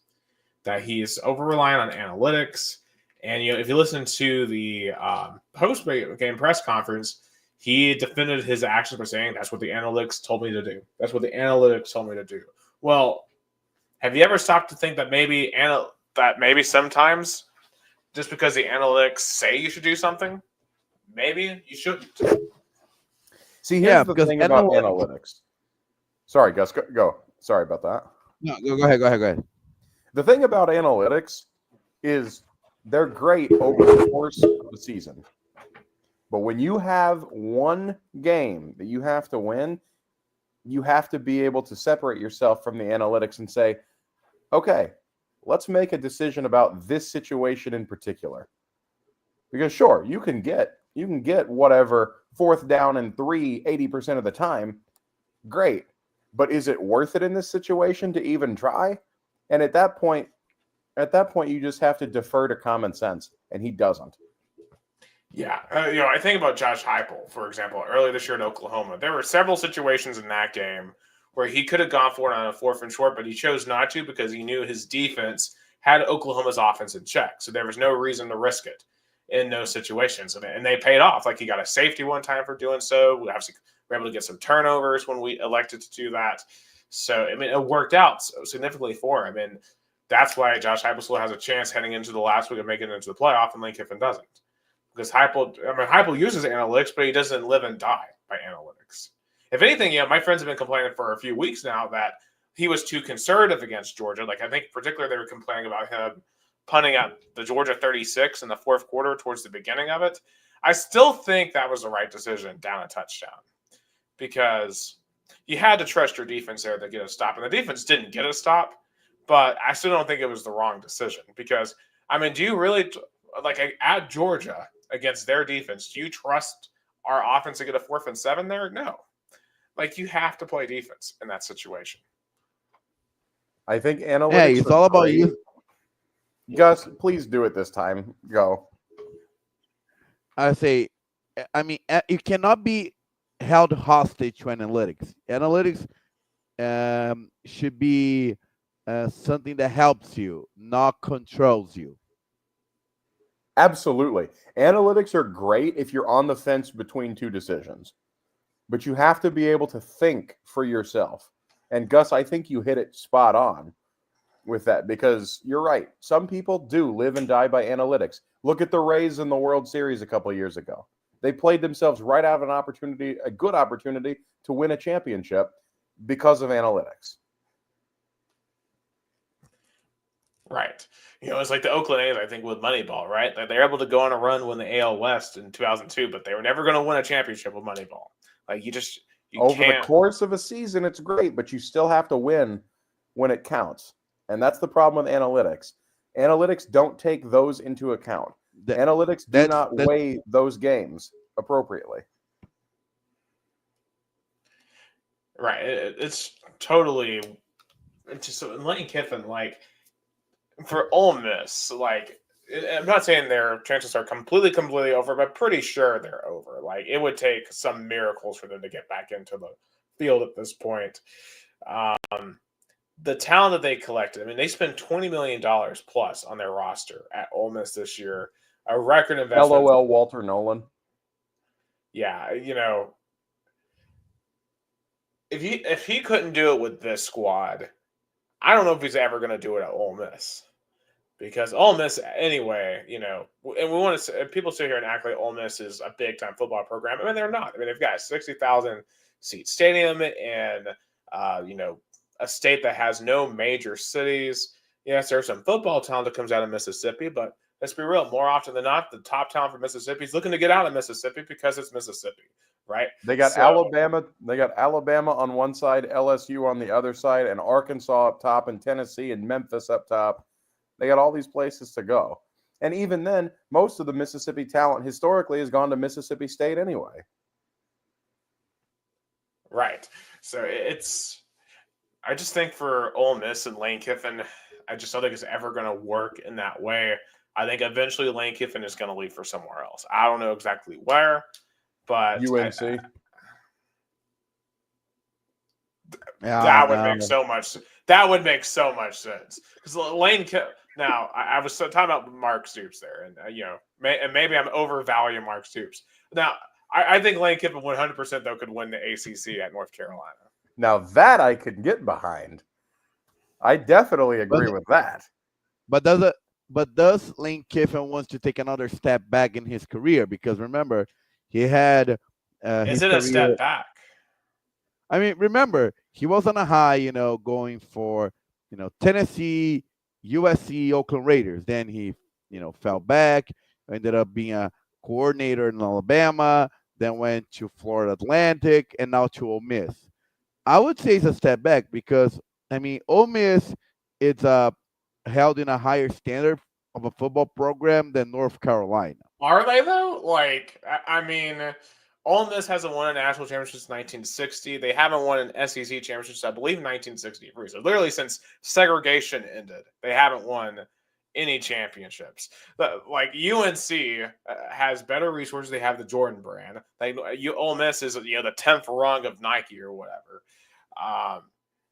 And North Carolina, I think you have more of an opportunity to stand out there. Like, even when Ole Miss has been good, they've never been outside of Alabama's shadow or outside of Georgia's shadow, outside of LSU's shadow. That is what I'm talking about. Lane Kiffin's ego is what you aren't taking into account, Gus. Lane Kiffin wants to be the star, and he's never going to be that at Ole Miss. That is the problem. Lane Kiffin is so full of himself, he would rather be a big fish in a small pond than be at a big school and not be able to win all the time. 100% I believe that. And this is why if Tennessee had approached him, he would have 100% come back to Knoxville. Because he knows the attention that he would get at Tennessee well surpasses anything he would have ever gotten at Ole Miss. To my final point before I had to step away, so I had to leave you guys early. But I think Lane Kiffin definitely is not going to stay for the long run at Ole Miss because of all the hints that he gave, on social media. I think he might stay maybe one more season. Then I think he'll leave definitely for a program that give him the spotlight that he feels that he needs to. And with that, which could be North Carolina. yeah. All right, guys. Look, we're taking the piss with this, but at the same time, really think about it, because if you consider his ego, it makes sense. You say these things as a joke, but the problem with Lane Kiffin is you can never make a joke because his ego is so big it might actually happen. I mean, he's basically college football. Give a shout out, unsponsored shout out to these Cheerios, keeping my migraine at bay right now. Absolutely, I bought like the 2-pack from Sam's Club like a week or two ago. Definitely, I love Cheerios, dude. They're so good. Just straight out of the box, original Cheerios, the bomb. Yeah, now that I think about it, I think I guess Alabama has defeated Houston, which on one hand, boo, but on the other hand, it boosts the SEC's numbers, which is big in college basketball. So it is what it is.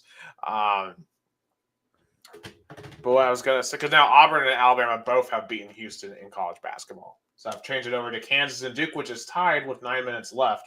Well, Kansas just took the lead. But actually, wait, was that Duke that just shot?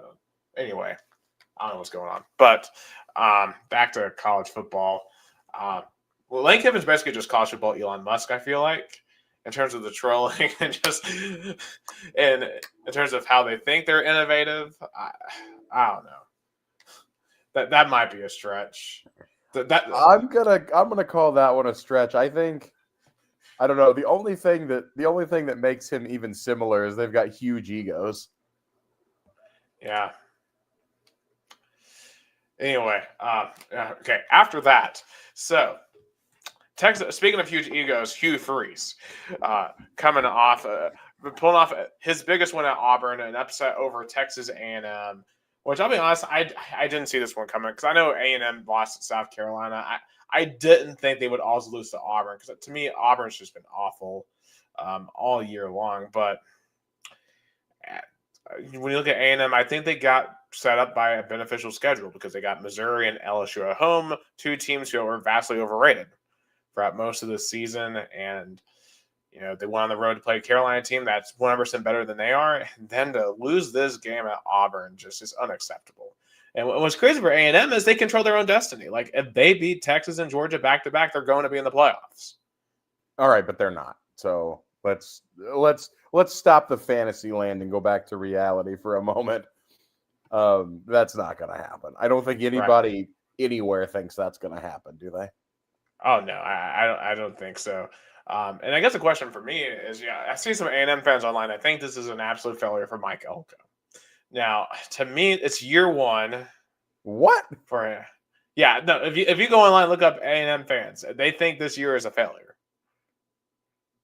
Like, and first of all, well, you had Jimbo Fisher and Bobby Petrino last year. Respectfully, humble yourself. Right. Like, A&M fans thought they were like going to the playoffs, doing all this and that all year. And like when you lost to Notre Dame week 1, you should have known that you didn't have a championship team. And you shouldn't have let a weak schedule fool you into thinking that you did. So very interesting.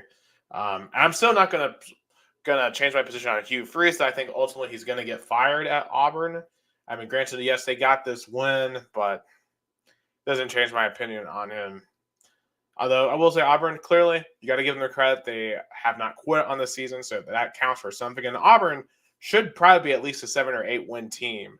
But you have to ask yourselves, why aren't they?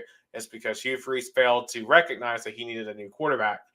And, Peyton Thorne has lost them at least 3 games this year. So, but in any case, Auburn needs a new quarterback next year if they're going to do literally anything. Because they have some talent on that team. They haven't been used properly. Maybe Hugh Freeze should use his burner phones to call up some more strippers and see what they can get down in Auburn. Yeah, that's how you make things work down there. Now, we already talked a little about Indiana, Ohio State. Just Indiana completely overwhelmed. I don't think many people should be surprised at all by that result. I mean, clearly Ohio State just was better at every facet. And Indiana truly, even though Indiana lost this game, they won the day because of all the other upsets. Yeah, and like I said earlier, I think because I expected them to drop like a stone and they would not be in the playoff hunt anymore. And they wouldn't have been if there weren't 3 or 4 upsets that also happened underneath them. And I think Indiana did one thing better all game, and it wasn't even necessarily the team. More, it was just Kurt Signetti out coaching Ryan Day.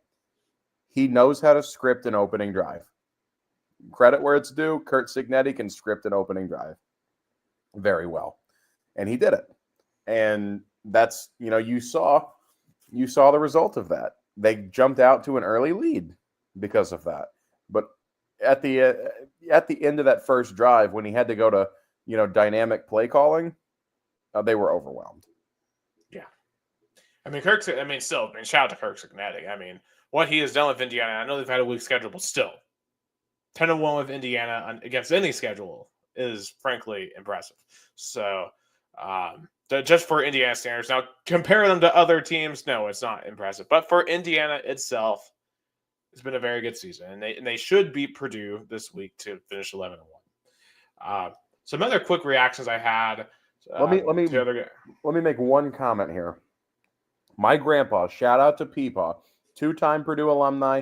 He's in the hospital, trying to rehab from his broken hip. I'll tell you what, if Purdue beats IU, Peepaw will get up and he will walk out of that hospital on his own. If they beat IU, that is a promise. Man, on the one hand, I hope that happens, so we one get to see that, and 2, Indiana will get a fraud team out of these top 12-team playoffs. But at the same time, I don't want Alabama to get into the playoff. So, But in any case, we will see what happens there. Some other quick reactions I have. Penn State got very fortunate to get out of Minnesota with a win. It looked like at times in that game they were going to another fraud team. Yeah, but because they held it from Maryland, they're probably going to be in. They seem like a first-round exit to me. But hey, they only lost to Ohio State by a touchdown, so I guess they're good. Notre Dame got another big win against Army. Granted, it seems like everyone just has amnesia and forgot they lost to Northern Illinois in week 2, but they have gotten some pretty decent wins since then, and with the way everything else has worked out. One at USC, they're going to be in. Boise State. This one was probably, obviously, there's a lot of the other big upsets, but this one really went under the radar because they did ultimately pull it out, and that Ashton Jeanty had to drag them across the finish line in the fourth quarter. Boise State could have lost this football game to a 2-8 Wyoming team in Laramie. And granted, it's a night game, high altitude. I get that, but come on, we're going to try to. If you want to take Boise State seriously, we can't be out here having struggle wins against Wyoming. They play like that, they're going to lose either this week to Oregon State, who just beat Washington State in the Pac-2 championship. Shout out to Oregon State. You have won the Pac-12. I think you're muted. Yeah, literally the only game in the Pac-12. State. The problem with Boise State is they're too reliant on Ashton Jeanty. Yeah. And if you can game plan against him and you can stop him, which most of these big teams can afford, most of these big teams have enough talent in the secondary that they can stack the box against Ashton Jeanty. That's a big problem for them. I don't know how they would score against Tennessee. They wouldn't, because you think, okay, you have Jermod McCoy out there on an island. I would take him on an island against any receiver in the country, let alone somebody on Boise State, respectfully. And then, take whoever else out of the Tennessee secondary and put on their other guy on an island, and you probably are doing okay. And you can just stack the box against Jeanty, and then they're not scoring at all. Yeah. They may not even get any first downs. Yeah, so it really boggles the mind how they scored 34 on Oregon in week 2 because, there's no way they would do that now if we had a rematch of Boise State and Oregon, because I just think Oregon wasn't completely together at that point in the season. But credit to Dan Lanning, they have improved significantly since those first 2 weeks against Idaho and Boise State. Hey Nick, I want to give a quick upset alert for anybody that may be watching. Kansas, putting them on upset alert. Duke has taken the lead, and Hunter Dickinson has been ejected from the game for Kansas. Wow. He had a flagrant 2 ejection, and Duke leads with just under 6 minutes to go by 2 points. Yeah, holiday hoops is, and I want to talk about some holiday hoops a little bit later. One of the most underrated weeks of the year for sports. So many good basketball games. At this point in the season, this is the perfect this is like one of the best sports weeks of the year, or between rivalry week, all these good basketball games, and all these different tropical islands and crap. This is one of the best weeks of the year in all of college sports. Also, the one more team I really wanted to shout out here before getting into this next week's games, Nebraska. Shout out, you finally did it. You got your 6th win and you're going to a bowl game. They beat Wisconsin 44-25.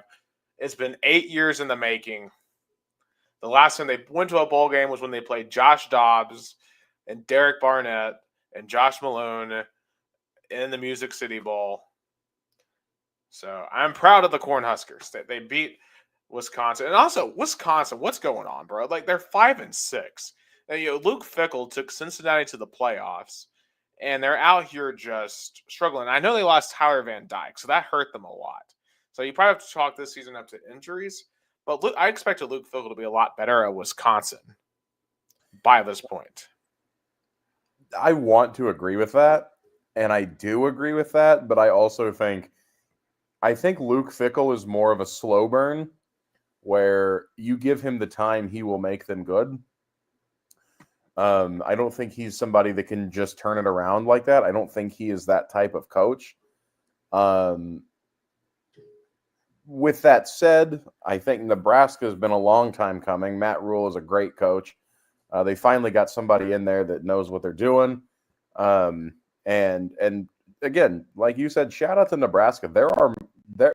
We were in the trenches with Nebraska. There are mud brothers, as the Brits would say, because they're just like Tennessee.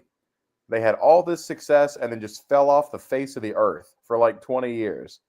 And they weren't far behind, and now they're still not that far behind because they're going to make a resurgence. Right. Also, I do want to send my condolences to Kent State. They have officially finished the season 0-12. They lost tonight 43-7 to Buffalo. Worst team in the FBS. Probably wouldn't be top 25 in FCS. To me, that game that I saw in Neyland early this year, probably the most overwhelmed I've ever seen a football team. I don't know how you even go about fixing that football program. If you can fix that football program, because, I just feel bad for Kent State. Good luck. Yeah, I don't know how you fix that. Man. So, this upcoming week, week 14, it's rivalry week. Oh, man. There's a lot of games to pick. First and foremost, upset alert. Who should be on upset alert? For me, when I look at this schedule, and there's a lot of teams that probably should watch out. To me, though, like, if you're going to pick someone that's an upset, and this really wouldn't be, that big of an upset, I'm taking the Razorbacks at Missouri, and granted, Missouri has no playoff chance, so this is one of the few ranked matchups that are going to have really no stakes to it in terms of playoffs, but I think the Razorbacks are going to win in Columbia against Missouri. Man, I got to find the schedule now. Do you have a schedule you can pull up on the screen real quick? Because I would love to just look at a list of all these games. But the first upset alert that I was thinking about, and it pains me to say this, Kentucky over Louisville. Well, actually, I kind of need Gus here to do all this, so that's the unfortunate part. Well, in that case, let's see. This is week 14. All right, Memphis, Tulane, Oregon State, Boise State, Oklahoma State. Let me look. Georgia's going to beat Georgia Tech. Tennessee's going to beat Vandy. Michigan's going to lose to Ohio State. South Carolina over Clemson would be an upset according to the rankings. 15 South Carolina, 12 Clemson. I would firmly put Clemson on upset alert with that. Arkansas over Missouri makes a lot of sense. Cal over SMU is another game that I would keep an eye on. I was mentioning this to you earlier in the Twitter chat. Cal over SMU is a game that makes sense. USC over Notre Dame could make sense. And then other than that, I picked Kansas State over Iowa State. That's an upset officially. But yeah, I would take those. And then Louisville I think Louisville should be on upset alert against Kentucky. We know how it goes when a new quarterback plays against Louisville. And Brock Vandegrift has been benched in favor of a kid from Hodgenville, Kentucky, LaRue County. But he went to Lexington Catholic, and I'm trying to think what his name is now. Is it number 2, the winter set guy? No. This guy, Cutter Bowley is his name. And he played at Lexington Catholic High School. He's a true freshman, but he's from Hodgenville, which is in LaRue County in Kentucky, which is that's like a 45-minute drive or more from Lexington. If that kid commuted to go to Lex Catholic, I mean, mad respect for that. But I've seen this before. I know how this goes. Unfortunately, I think, and especially in Lexington, I think the Cats take this one. Just another stab to the Cards season. Yeah, and I guess you would say you're willing to sacrifice Louisville on Saturday for the Vols. I would, yeah. Look, I love the Cards. I will root for the Cards. But if I got a chance to make the playoff with Tennessee, I'd take Kentucky winning if it meant Tennessee goes to the playoff. Right. Now, another upset alert. This one's going to be way, way, way, way, way under the radar. Give me the Virginia Cavaliers over the Virginia Tech Hokies. This is a battle for bowl eligibility in Lane Stadium on Saturday night. 5 and 6 teams. Virginia Tech, disappointing season, very disappointing. Some of those fans thought they had a chance to win the ACC heading into the year. So I don't think they're going to be up for this one. UVA, I think, wins on the road to get bowl eligibility. Could it be? Also, could it be Tony Elliott's last win at Virginia before he takes over at Kentucky? The world may never know. Right. Also, the world's saddest match. I think the saddest matchup of the week: 4-7 Utah at 4-7 UCF. And also, it's Kyle Windham on the outs at Utah. You know, I think he's won so much there. You got to give him a grace year with all the injuries. But still, I think he's got to make some serious changes at Utah. Utah has been overachieving for a long time. I think they're coming back to reality, and I like what they've done out there.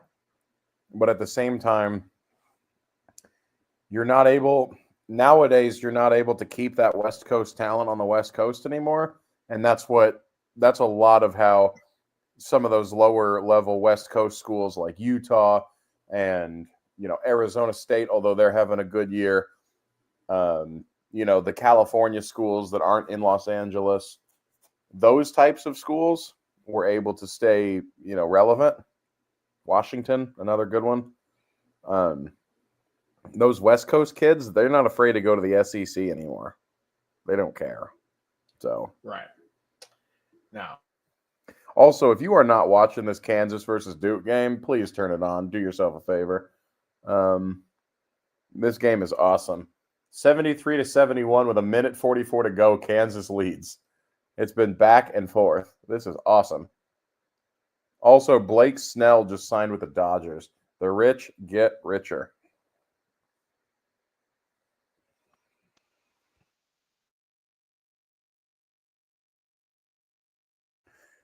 All right. So, like I was saying.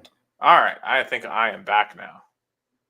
Don't know what happened there, but reconnected. All right. I was going to ask you next. Disconnected. Best bets. If you're not watching this game, turn it on.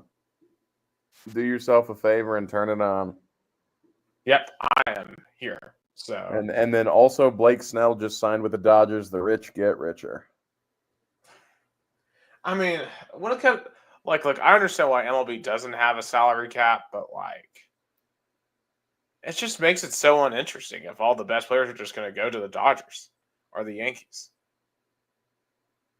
I mean,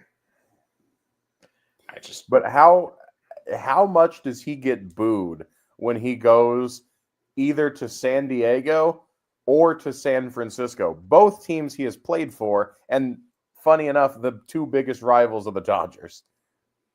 Right. I mean, it'll be cinema. And it's still really, really hard to win in baseball, even with the most talent. But it is. Yeah. I was about to say, though, on best bets, though, give me Florida to cover minus 14.5 at Florida State. That sounds like the easiest money of the week. Yeah. Florida minus 14.5? Yeah, in Tallahassee. Dude, I'm about to go bet the house. Yeah. And then, I don't know if there's such thing as an underrated matchup this week because there's so many matchups that matter. In terms of a game, though, that maybe has no playoff implications, but, it's still a game worth keeping an eye on. To me, Friday afternoon in the CUSA, Liberty at Sam Houston, just because Sam Houston has vastly overachieved this year in Conference USA, and it would be so funny if they beat Liberty and kept them out of the Conference USA Championship. But that's a game that no one's going to be watching, but still, just to have it on everyone's radar, just because it's funny to watch Liberty to watch Liberty lose. Look, I love rivalry week, but I'll tell you what, at noon on Saturday, I'm going to be right here. Tennessee's going to be on the big TV. Louisville's going to be on the slightly less big TV, and I'm going to be glued to this seat right here. And nobody can tell me shit for about 3.5 hours at noon on Saturday. Absolutely. So let's pick some of these games. Let's figure out who's going to make the playoffs. So I have it in two separate categories. So I have playoff contender games. So these are teams that have hopes. They need to win to continue to have those hopes. We have Memphis at Tulane. Tulane. Yeah, I agree. Give me Tulane. All right. Oregon State at Boise State. Boise State. I'm going to go Boise State. All right. Miami at Syracuse. Give me the U. You know what? This is where I'm going on that game too. All right. So the spread on the Miami-Syracuse game it's on Saturday afternoon. It is 11 points. Miami's 11-point favorites. Lock of the century. Take Miami minus 11. You know what? I'm going to be honest. I'm taking Syracuse in this one. Really? I'm not a fan of Miami. I just don't. I don't trust. They're overrated, but Syracuse is garbage. I mean, they're 8-3, and granted, yes, I know they've not been great in their big games, but they're due for a good performance in one of their bigger games. I would love to see it for a few reasons, but I just don't see it. Yeah, and then remember, if Syracuse upsets Miami, Clemson goes to the ACC championship game no matter what happens versus South Carolina. So for Clemson, this week may not even matter if Syracuse beats Miami. All right, California going to SMU. Give me Cal. Ooh. I just mentioned upset alert on them. I'm going to put my money where my mouth is. Give me Cal. Yeah, they're 13-point underdogs at SMU. So I would definitely take Cal plus 13 if you're betting. I would definitely take that one. Yeah, no, we're under a minute, by the way, in Kansas. Duke, 1-point game, 73-72 Duke. And Cooper Flagg, he turns over the ball. Every time I've seen Cooper Flagg play, I've been super unimpressed. He has 3 assists to 4 turnovers tonight. He's playing like reckless Zakai Ziegler. Yeah. the alleged #1 player in the country, as Kansas passes around the ball. Here, let's see what they do. I'm ahead of you, so I'm just going to not react. And they don't get it, so 73-72. Duke's going to have the last possession if they're smart. And they're going to take a timeout, 14.2 seconds in Vegas between Kansas and Duke, coming down to the wire.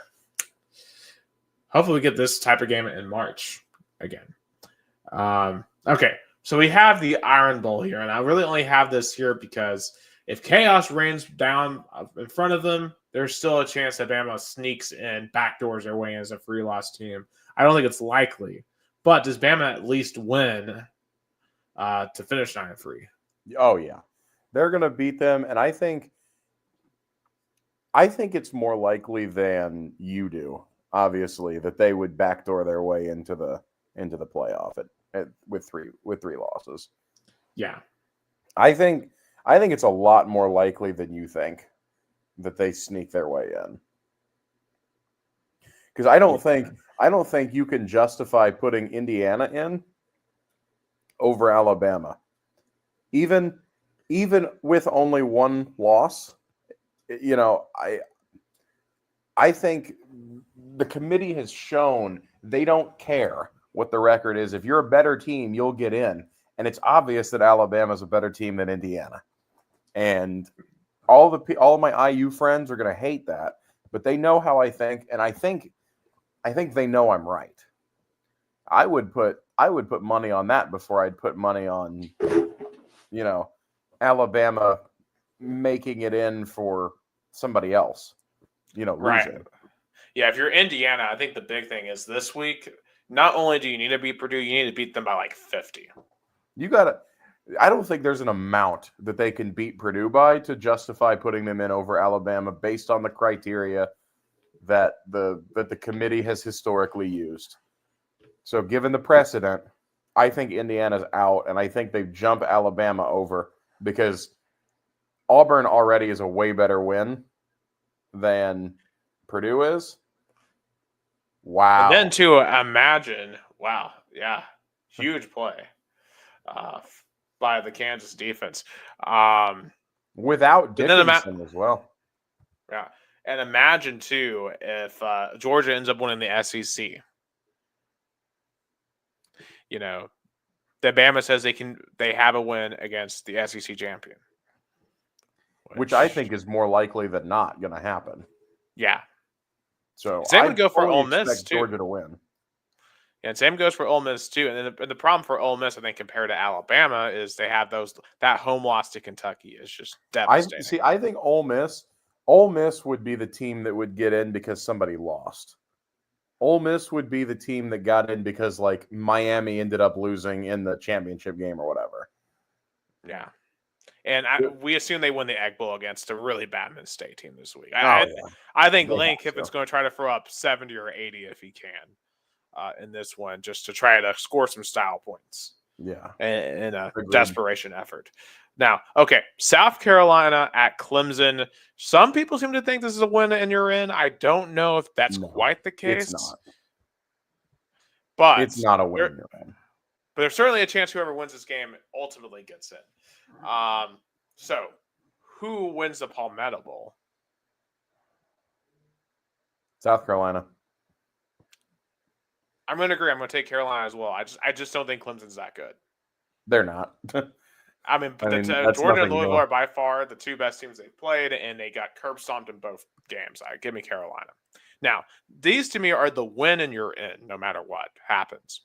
So, Georgia Tech at Georgia. I think if Georgia wins, they're in no matter what. I think Georgia is going to beat Tech, and they should beat Tech pretty convincingly at home. I think they're going to jump out to an early 3-4 score lead, and then I think they're going to coast. I think they'll pull their starters. Once they get up to, a 30-10 lead or whatever, or more, they'll pull everybody out. Kirby Smart's not stupid. Yeah. And they don't need the style points. Yeah. All right. Michigan, Ohio State. Of course, Ohio State trying to break a 3-game losing streak to Michigan. They haven't beaten them since 2019, since before COVID. So can Brian Day break the streak against Michigan? Yes, convincingly. Yeah, I would agree with that. And this is one where Ohio State doesn't need the style points. I think they're in no matter what anyway. 100%. But just because it's Michigan, Ohio State's going to try to go and blow them out for emotional reasons. I want to agree with that because I want to see it. But at the same time, I'm going to say the same thing I said about Georgia. I think they're going to jump out to a lead, and I think they'll eventually they'll keep people in just long enough to be comfortable and then take them out. Right. I think as soon as they can comfortably take everybody out, they will, because they need everybody healthy for the Big Ten championship, and they need everybody healthy for the playoff. Yeah, and the other team in that scenario to me is Oregon as well. And how they're going to handle the game against Washington. Because remember, Oregon has lost to Washington 3 times in the last 2 years. I think Dan Lannon's going to feel like, hey, I got to prove something against Washington. But I guess they're going to be on that same frame of mind where we jump out to a big enough lead. Now I'll ask you, between the Georgia Tech, Georgia, Michigan, Ohio State, Washington, Oregon, which one of those underdogs is most likely to hang? Michigan. I'd agree. Just because of the style of play. I think Michigan is better than their record shows, but I don't think they're good, if that makes sense. Yeah. And then that game is always played close anyway. I think Ohio State blows them out, but if I'm picking one game to be close, I'd pick Michigan. Yeah, and Washington has nothing from the teams that beat Oregon the last 2 years. So they have Dubs the mascot, and that's it. And yeah, cute as he is, he's not going to go out there and score touchdowns. He's not Air Bud. So yeah. So Oregon, Ohio State should go to Indianapolis ranked 1 and 2. Now Maryland, Penn State. Penn State, if they win, they're in begrudgingly. I don't think they really are a top 12 team, but here they are. I think they'll win this game against the 4-7 Maryland team. I hope the Terrapins win. I want Penn State out of here, but Penn State's going to be in. I agree. Penn State, and I don't think it's going to be. Wow. I don't think it's going to be close. I think Penn State blows them out. Oh my, Duke was so close. I can't say that I'm disappointed. I hate Duke. Yeah, Duke can go directly to hell. Do not pass go. Do not collect $200. Man, it is going to be a late night for Auburn and North Carolina fans. They're tipping off at 11:35. Yeah, well, they can. North Carolina fans can think about hiring Mark Stoops for all night. Oh man. Where was I even at? Okay. All right. The battle for, I forget what this game is called. Like the battle for the Skull Jewel or something. The Notre Dame USC robbery game in Los Angeles. So the Jewel de Chalet. I don't even know what that is. Yeah. All I know is that's what the trophy that you won if you played Notre Dame versus USC. Quick side quest, what is the best trophy in all of college football? The best traveling trophy? Because I have my top 2, and I don't think it's close. See, that's the thing. As a Tennessee fan, we don't have any. And that's one of the things. That's probably one of the few things that we don't have. Now, we used bring to back have the beer barrel. That's number 2. But number one is Howard Schnellenberger's boots that go between Louisville and the U. That's one's awesome. They're like covered in gold. It's awesome. Anyway, give me USC. I put Notre Dame on upset, and I'm about it. Give me USC. I like that too. At USC, they changed quarterbacks recently. I think Lincoln Riley has a lot to prove here, and I still just don't buy Notre Dame. Same. And here's the thing: USC has led in every fourth quarter this year. believe it or not. They have 5 losses. They've led in every fourth quarter. This is going to be a close game. And Notre Dame is one of those teams I see that will crumble. All right. Purdue at Indiana. I think Indiana. Purdue is horrific. As much as I would love to see Purdue win, which is hilarious because I don't like Purdue either, but give me Purdue, or give me IU. I mean, excuse me. Yeah, and as crazy, and Indiana may not be truly in the win or you're in either. They may need a couple more upsets. Oh, they need help. Yeah. Now, the game of the week that's not Tennessee. Texas at Texas A&M. First and foremost, just how important is it to college football that this rivalry is back? Like, I'm excited to see this atmosphere on Saturday. I mean, Texas and A&M fans go back and forth literally all the time, and they hate each other with a passion. We saw what happened with baseball. Yep, I was about to go there. Winner gets custody of the snake Jim Schlossnagel. Yeah, it is secretly one of the most toxic rivalries in all college football. I mean, maybe the most toxic rivalry in college football. I can't wait for this. But Texas is just, I think, better than A&M. Even with this game being in College Station, I think the Longhorns will weather whatever storm gets thrown at them early, and I think they're going to pull away to secure their spot in the SEC championship. I tend to agree. Yeah. All right. Now let's talk about the Vols. So the Vols are in a position that Vols by a million. We haven't been in this position since 2001. The last time we had a chance to play for a championship, and granted, we didn't have playoffs back then, but the last time we were in this type of situation was 2001, when we lost to LSU in the SEC title game. So, what are the keys for Tennessee to take care of business on the road against a Vanderbilt team that's 6-5, obviously way better than anyone thought they were going to be, because they pulled off that huge upset against Alabama earlier in the year? How do we go in there and not let Vanderbilt gain confidence as a Cinderella?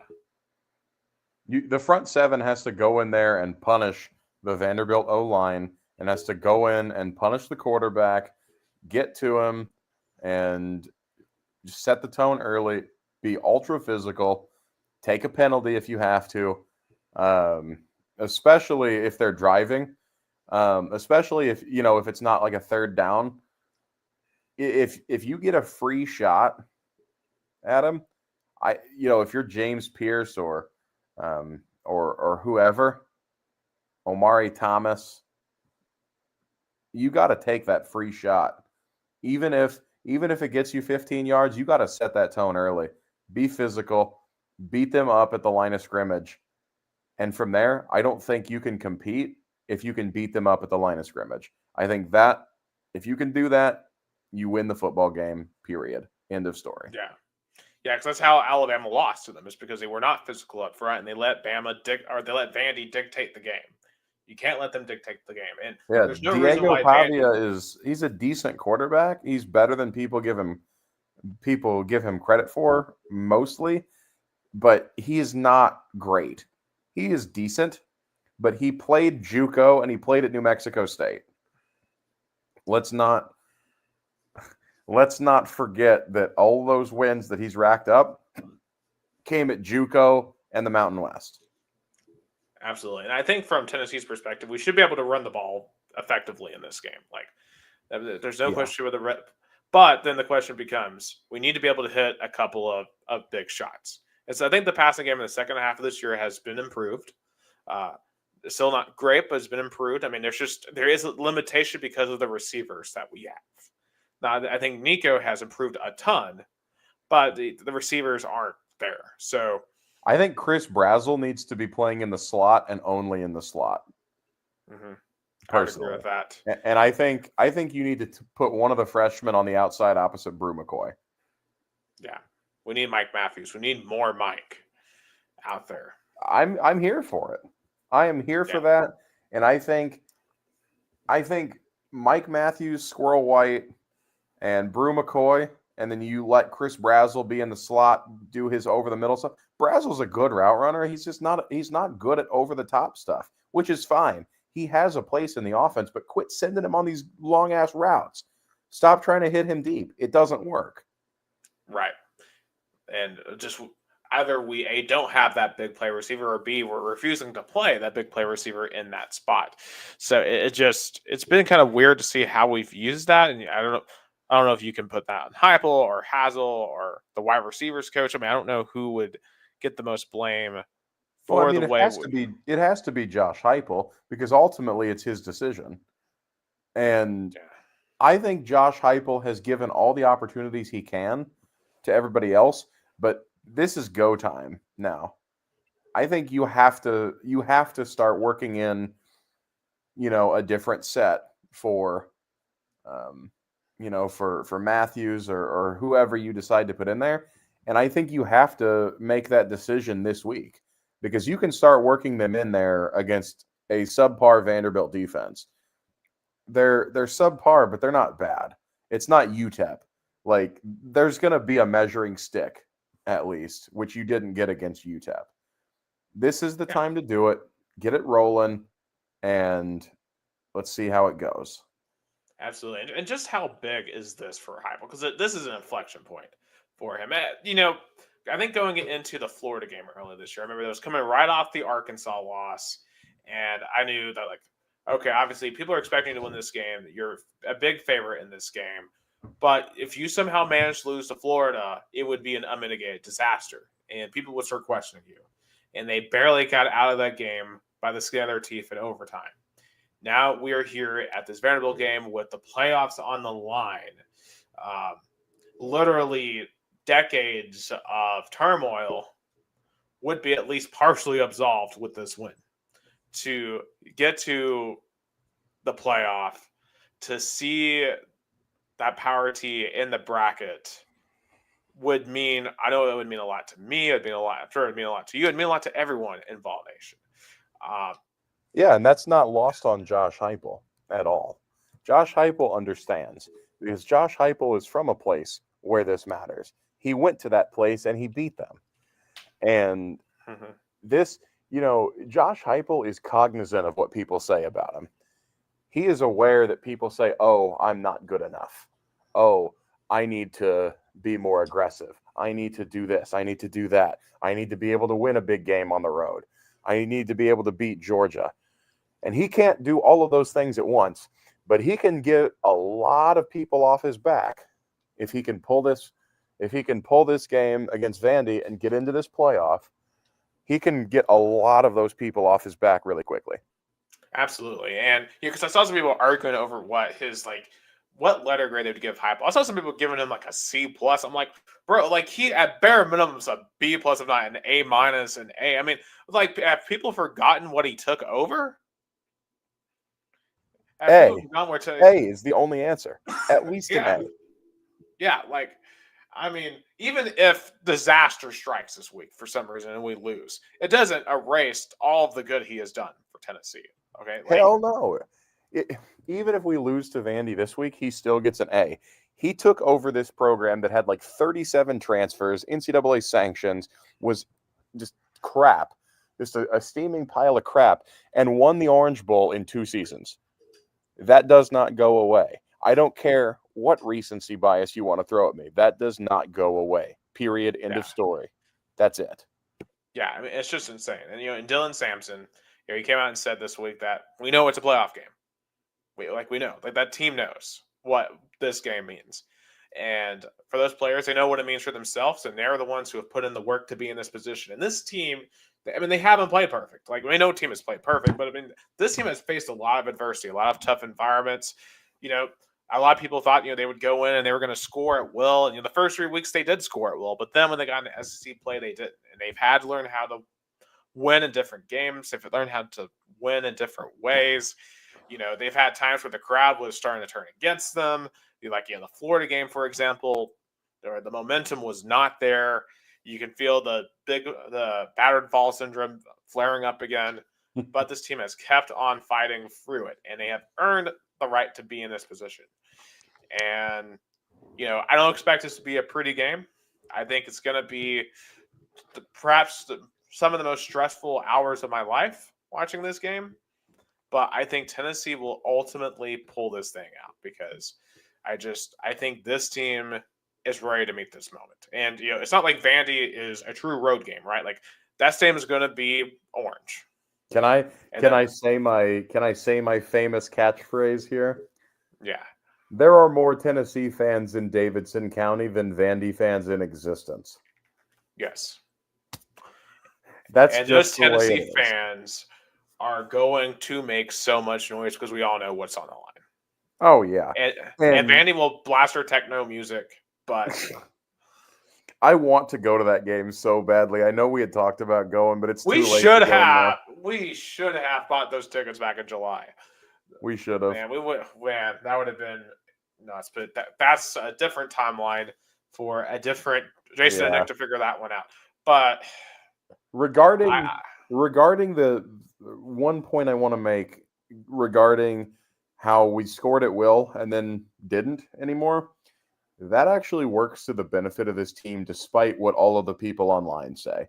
I don't give a shit what Joe Schmo from Hendersonville, Tennessee says. I don't care, because these guys learning how to grind out wins is the best possible thing for Tennessee.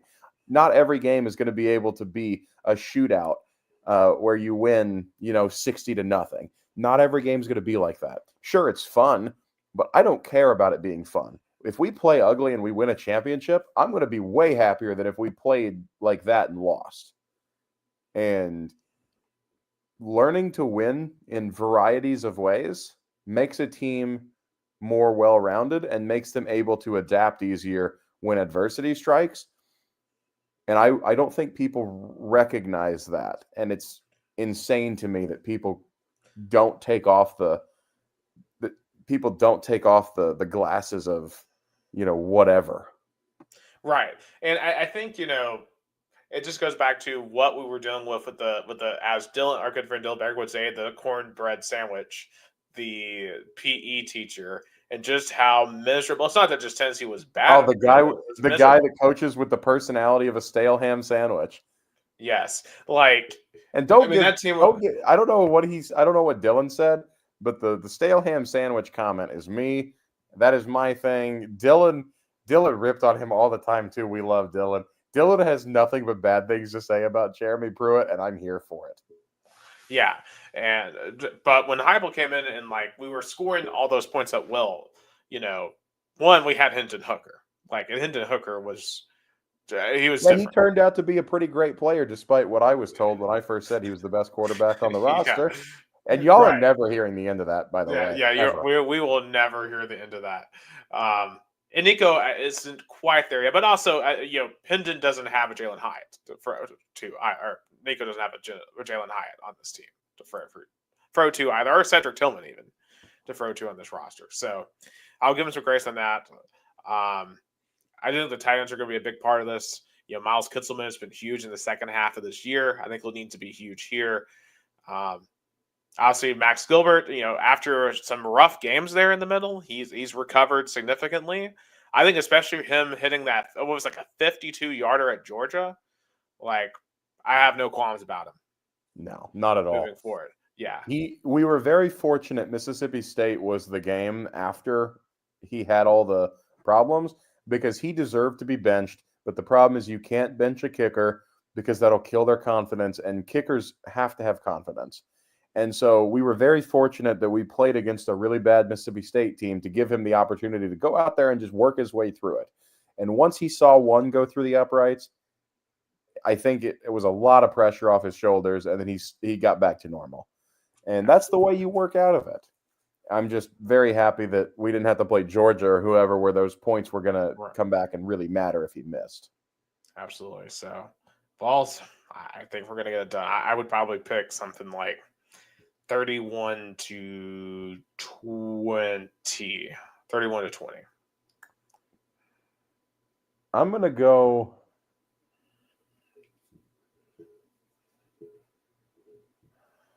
I'm going to go 45-17, and I think at least one of those touchdowns is a defensive touchdown. Ooh, man, I'll be excited over anyone. 1 point, 51 points. The game this reminds me of, I don't know if you remember this one, Jason, but it was 2007. Tennessee at Kentucky. The last time we won the SEC East, when that still existed, we had to go play Andre Woodson and that team that they had upset LSU that year. They had been ranked in the top 10 at one point. Had to go to, well, back then it was Commonwealth Stadium before it became Kroger Field. You could put a name on a shithole and it's still a shithole. Yes. But I won't lie. I have a picture of that stadium, of that shithole up in my house. I do. It's yeah. I got my team photo from when we won state. That was fun. Yeah. And we had to win that game 52-50 in 4 overtimes. Eric Ainge threw 7 touchdowns in that game. So, but we got it done, made it to Atlanta, lost to LSU, the eventual national championship the next year or next week. So that's what this feels like to an extent, although there's bigger stakes here for the playoffs. And I hope we get it done. Do you want to just briefly, acknowledge the passing of a very influential Vol, VFL, Big Vol Daddy, aka his real name was Keith Ricker. He ran a YouTube channel for many, many years. A guy I used to watch all the time when I was younger, made all kinds of Tennessee content. Passed away this weekend. Actually, was a Facebook friend of his actually for about the last year or two of his life, been dealing with health issues for a long time. So just want to shout him, and the Vols are going to get it done for him. I'm here for it.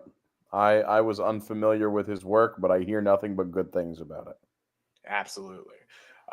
And also, one more thing. The Vols are also Dylan Sampson's going to come out and have a big game because he was left out of the Doak Walker Award for some reason. How? I don't understand how that's possible. Yeah, I understand Ashton Genty, but you can't tell me that Amarian Hampton from North Carolina and Caleb Johnson from Iowa deserve to be in over him. You can't tell me that. There's no way. Sampson runs against much tougher competition and is putting up insane numbers. But you know what? Christian Moore also was disrespected. And we saw what happened.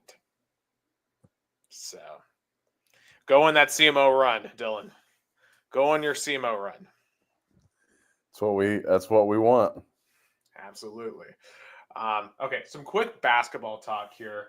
Obviously, we've been watching Kansas beat Duke and now Auburn's up on North Carolina. But I want to talk about quickly the basketballs. They dominated the Baja Mar, beat Virginia by 22 on night 1, and then went out and just shellacked Baylor. They were up by 27 at halftime, cruised to a win. They're now number 7. I don't want to jump the gun on this, on how good they could possibly be. But they, at least early on, look really, really balanced. And, people, obviously coming into the year, it's like, okay, Dalton Connect leaves. How do you fill that hole? And people are like, okay, is Chaz Lanier going to be the next Dalton Connect? And, after the Baylor game, people are like, oh, Chaz Lanier is just the next Dalton Connect. But I don't think it's that straightforward, right? Because Chaz Lanier is a very different basketball player than Connect. He's much more streaky, much more, I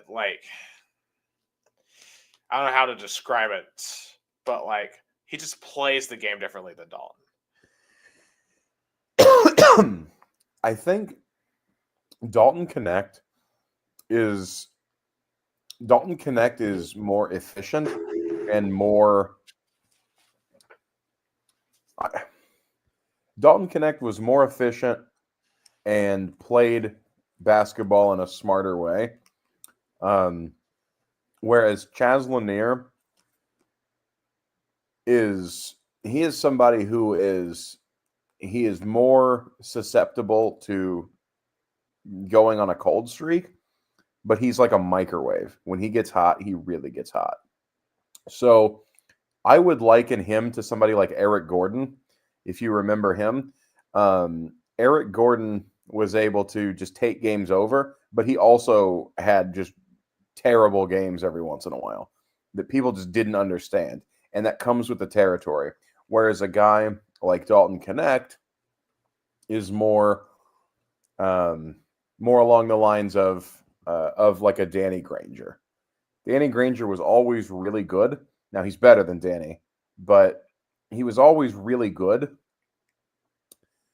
But he was very consistent, didn't really ever blow up for, 80 points or whatever. but you could rely on him pretty well. And for those who are watching, who have watched pro basketball, take those and think about them.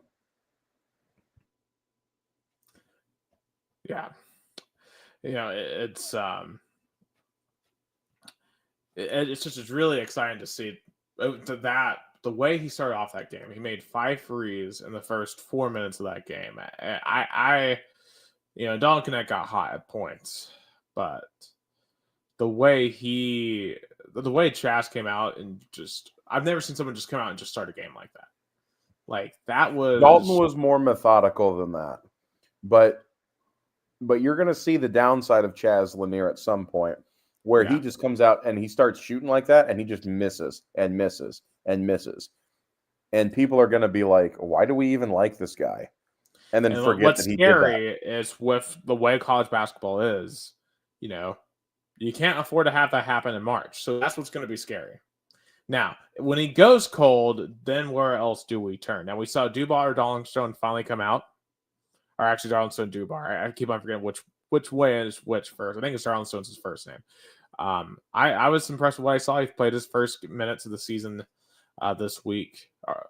We also saw, Igor Milovic. Man, that guy, he might be the most consistent player we have on the team in terms of being able to get to the rim, playing as a big. I like what we're still seeing from Akpara, and obviously Zakai Ziegler is the. I think if Zakai Ziegler can take care of the basketball and can become a better passer, I think this team's ceiling is a lot higher because you aren't so reliant on Chaz Lanier to be somebody who just takes over games constantly. You can mask him going cold if your point guard can find everybody else. And now, obviously, losing JP Estrella, not great. But at the same time, I don't think that really hurts. I don't think that really hurts the ceiling as much. But, if Zakai Ziegler can be an effective point guard and take care of the basketball, that's way more important than having Chaz Lanier scoring like that at every game. Right. So it's going to be exciting that they have a smaller game tomorrow. It's going to be, I believe, next weekend or the week after when they play their next big game against Syracuse. There are obviously other holiday hoops all over the place. Probably the biggest story so far, UConn losing back-to-back days, Memphis and Colorado. Don't know if you can read too much into the problems there, but what problems would be there. But obviously, not a great sign for UConn's three-peat hopes, at least early on. I don't read too much into that. Let's, if it gets to be February and they're still looking bad, then get nervous. But right. I'm not concerned. It's November. Also, while you're here, obviously I know we watched, at least I got to see Louisville play Tennessee back a few weeks ago. Since then, how are things going with Pat Kelsey and the Cards early on? I mean, it's a work in progress, but at the same time, we shit on Jeremy Pruitt for leaving the program just in a terrible place. Think about that times about 1,000. That's how bad the Louisville basketball program was when Pat Kelsey walked in. And so the fans are back. Pat Kelsey has breathed life into the fan base. The roster is decent, but not great. They're fun to watch, but at the same time, nowhere near the quality of team that is the standard at Louisville, but in a solid foot in the right direction. Right, and I see they're at the battle for it. Then there you go. Yeah, because I see they're at the battle for Atlantis this week, starting off against Indiana tomorrow. So I don't know if what your hopes are for this week. Look, if the Cards can win a game or two against some solid teams, I will be pleased. I'm not expecting anything. But I'd like to at least get a win and not go winless in that tournament. Getting Absolutely. 1 win, I'd be happy. That's a solid step in the right direction. Absolutely. All right. So quickly, just to the NFL here, as we begin to wrap up this show. There's some crazy endings here. Cowboys Commanders especially. Man, that kick, Siebert for the Washington Commanders missing the extra point after the miracle from Jane Daniels to Terry McLaurin. Has he been cut yet? Because that's cut worthy.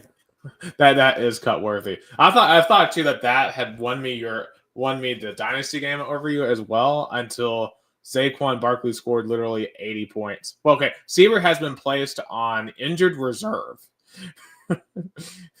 He's been placed on IR. So he was either playing hurt or he has a fractured ego. And either one of them is believable. Absolutely. Because when I can go out there and hit that kick today, right now, without stretching, there's a problem. If you're a professional and you're missing that kick. Yeah. Other ones, obviously, Titans, they somehow beat Houston. Don't know how that happened. They're 3-8. To me, I'm getting kind of worried about CJ Stroud. He's becoming a bit of a turnover machine. At least this year. I don't know if it's a bit of a sophomore slump, partially He's injuries. Trying too hard, I think. Now that everybody has film on him a year's worth, he can't just play the same way he did, and he's trying too hard, trying to get too cute with the football. Once he settles in and the game starts slowing down, this is why the sophomore slump is real. Because now you've got a whole season's worth of tape on a guy. You can prepare for him, more adequately, and they have to be able to adapt. He's had a hard time adapting so far, but I've said this before and I'll say it again. He was my quarterback one in last year's quarterback class for a reason. This guy will be fine. Just give him the time.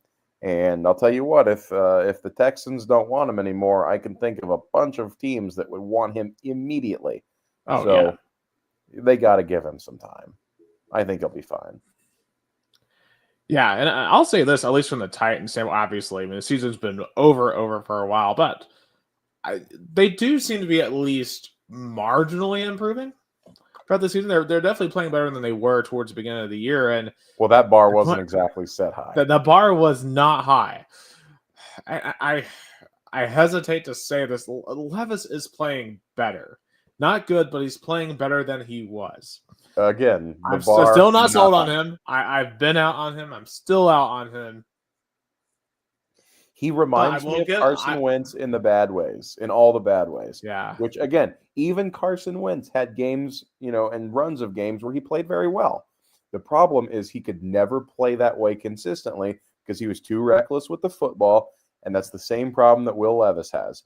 Yeah. Even when he's been playing better, you've still seen him get reckless with the football at times. Oh, yeah. Like he had a horrible pick six in this game. And and the other thing is when you're losing a lot, and there's no pressure on you because you're just getting beat already, you can go out there and be smooth because you have nothing to lose.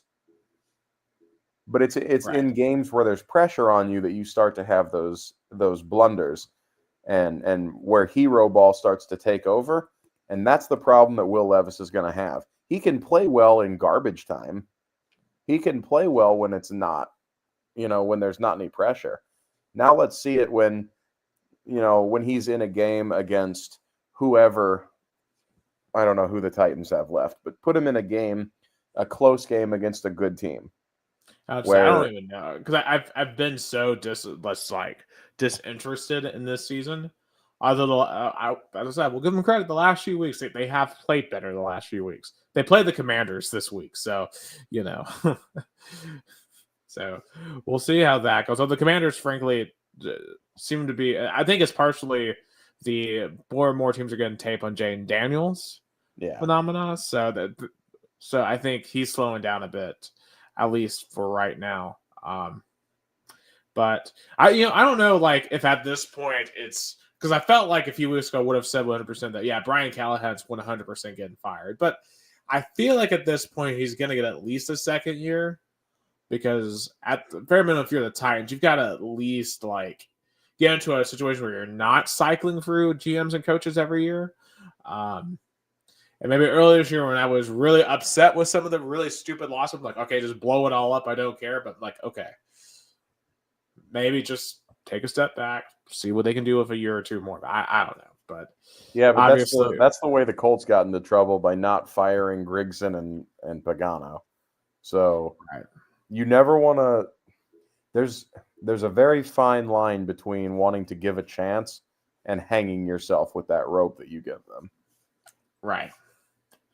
Yeah, I think too. Also with the quarterback situation next year, we're stuck with Levis through next year. So for better or for worse, and more likely for worse, he's gonna have another off season.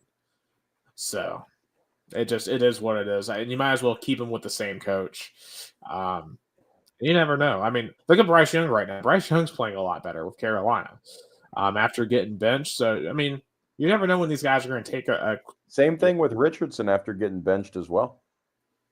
Yeah, and it's very interesting. So, and I think in football too, it's just really easy to react from game to game, and sometimes you just got to step back and look at the entire season before ultimately giving a judgment of some of these guys.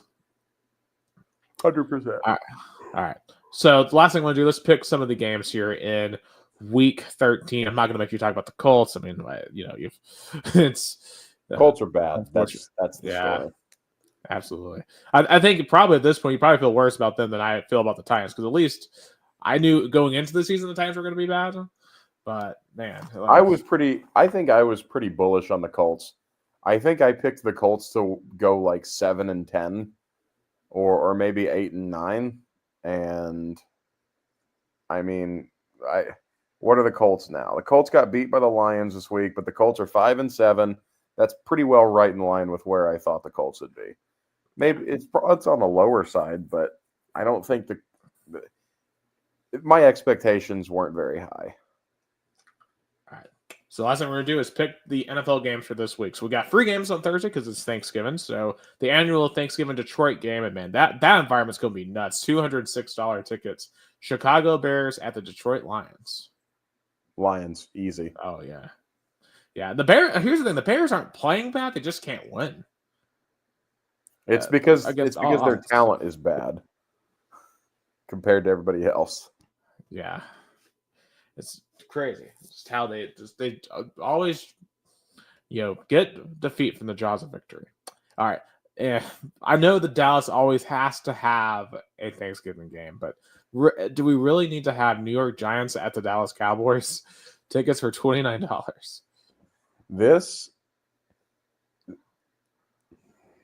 This game is a punishment for the American people, and something cruel and unusual punishment.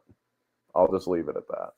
I am going to try to find some basketball to watch during this time, but I guess give me the Cowboys. Give me the Giants, but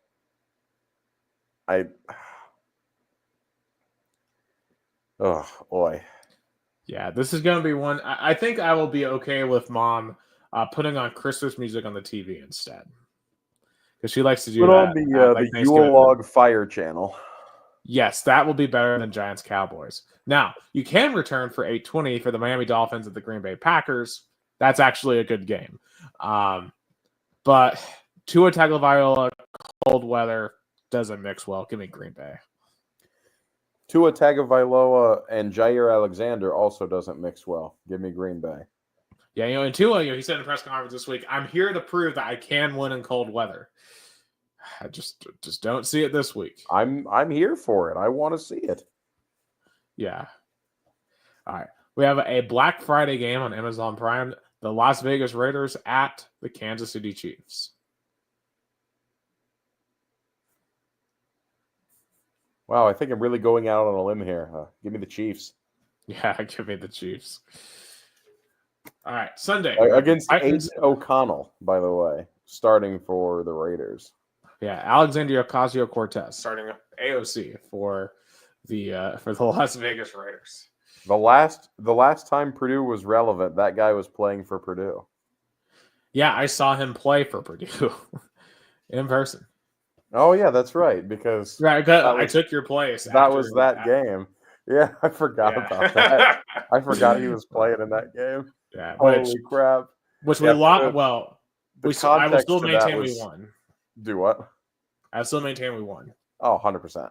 the context to that was the Music City Bowl 2021. I was in a very serious car accident just a few days before that game, and I had to have a reconstructive surgery on my collarbone, which had snapped off right there. And I had to pass a COVID test to get my surgery, so I was not going to that game.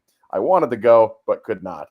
So I sent Nick in my place, and I watched the game with my Meemaw and my Peepaw. Meemaw being a lifelong VFL, and Peepaw, two-time Purdue alumni, and it was ugly. It was not fun. Especially when I was in pain, too. It was just a miserable day. Yeah. But at the very least, I'm glad at least was able to make some noise on your behalf. Even if we had some just incompetent refs. So, anyway, Sunday games. We have Titans and Commanders. I don't see the Titans pulling off 2 upsets in a row. Give me the Commanders. Washington. This will actually be a pretty interesting game at Mercedes-Benz Stadium. Chargers at the Falcons. Give me the Chargers. I think the Chargers are. I think they're better than advertised. I'm gonna go Falcons on this one. The Chargers are playing on a short week, going across country. I like the Falcons to get it done at home here. 1 p.m. The Steelers reeling it off of just a really bad loss at Cleveland in the snow. Going to the Bengals. Parlay it. Give me the Bengals. I agree. Give me the Bengals as well. Mike Tomlin just, for some reason, likes to lose games like this. For some reason, it just boggles the mind. All right. We have Kyler Murray and the Cardinals going to the 9-2 Vikings. I like the Vikings here. I think it'll be a lot closer than people think, but give me Minnesota. All right, we have your Indianapolis Colts, 5-3, going to the 3-9 New England Patriots. Of course, once upon a time, this would have been game of the week, but not anymore. This game may be the second worst game of the week. Give me the Colts, but I don't think it's a testament to the Colts. I think it's more of an indictment of the Patriots. Yeah, I'll go Colts as well. All right, we have the Seahawks at the Jets. Seattle. I'll go Seattle as well. All right, we have Houston at Jacksonville. Houston by 30. Yeah, Houston only 5-point favorites here. So hammer Houston -5. Yeah. All right, starting the 4 p.m. games, we have the Los Angeles Rams with the New Orleans Saints. Rams. I'm going to go Saints here in an upset. 4 or 5, we got the Tampa Bay Buccaneers at the Carolina Panthers. Tampa. I'm going to go Carolina. Carolina is just, they're impressing me with the way that they're improving week to week. All right, the big afternoon game. We got the 9-2 Philadelphia Eagles at the 8-4 Baltimore Ravens. Take a turn at $300 here. This is probably the best game of the week by Baltimore. a long shot. I'm going to go Baltimore too. Yeah, who would you rather have Saquon with the Eagles or Derrick Henry with the Ravens? Saquon with the Eagles. And listen, before any of the Titans Glazers come for me, it's because he does a lot of things better. You know me, Derrick Henry is generationally great at outside zone. I think he is excellent at bullying corners, like dudes smaller than him. But Saquon does everything else that a running back can do better than Derrick Henry outside of outside zone runs. Absolutely. And I think this game too could determine MVP, not between Saquon and Derrick Henry, but between potentially Saquon and Lamar. I think Lamar has an argument to be MVP again. And Lamar, some of the plays he just makes. I've been telling everybody this. Yeah, God, man, I was in the house when the world started to learn about Lamar Jackson, and it was awesome. Yeah. People still. He made Myles Garrett look stupid in the Music City Bowl, and I knew that guy was special because Miles I mean, Garrett turned people around try and was to like the number 2 pick in the draft. like people try to say like, oh, Lamar's just a glorified running back. I'm like, do you not see some of these dimes he's throwing? Like, They choose how not is that to. like how is Lamar a glorified running back? Like, look, I understand he hasn't won the Super Bowl, but I heard a saying one time. Dan Marino never won a Super Bowl, and he's a Hall of Famer. I don't give a shit. Yeah, frankly, don't confuse haven't done it with can't done it. 100%. Yeah, speaking of that category, we have Josh Allen, the Bills, hosting a reeling San Francisco 49ers team. And it feels like San Francisco's on the ropes. They need a big win in the worst way. I don't think they're going to get it, though, at Buffalo on Sunday Night Football. I do. So, Kyle Shanahan back against the wall, big win. I think they get it. I do. That'll be an interesting one. Now, on Monday night, we got famous Jameis and the Cleveland Browns going to the rookie Bo Nix and the Denver Broncos. Who we have here? Cleveland. I'll take Denver. Give me Jameis to eat some dubs. Yeah, I love Jameis. That dude is just so positive about life. Like the way he's changed his life for the better after some of his previous issues. A certain other quarterback on that roster really needs to take some lessons from him. Yeah, look, Jameis is the least serious guy there ever was, and I'm here for it. Yeah, but in any case, that is all the time we are going to have for Two Countries, Two Americas, All Sports. Shout out to Gustavo Tomazeli, no more co-host, but for Jason Wyrick, I am Nick Hill. Thank you so much. Have a happy Thanksgiving to all of you here in the U.S., and you've been watching Two Countries, Two Americas, All Sports. And I don't think I can actually end the live stream, so I think we just have to exit. So it was great talking with you. Likewise. All right. Good night.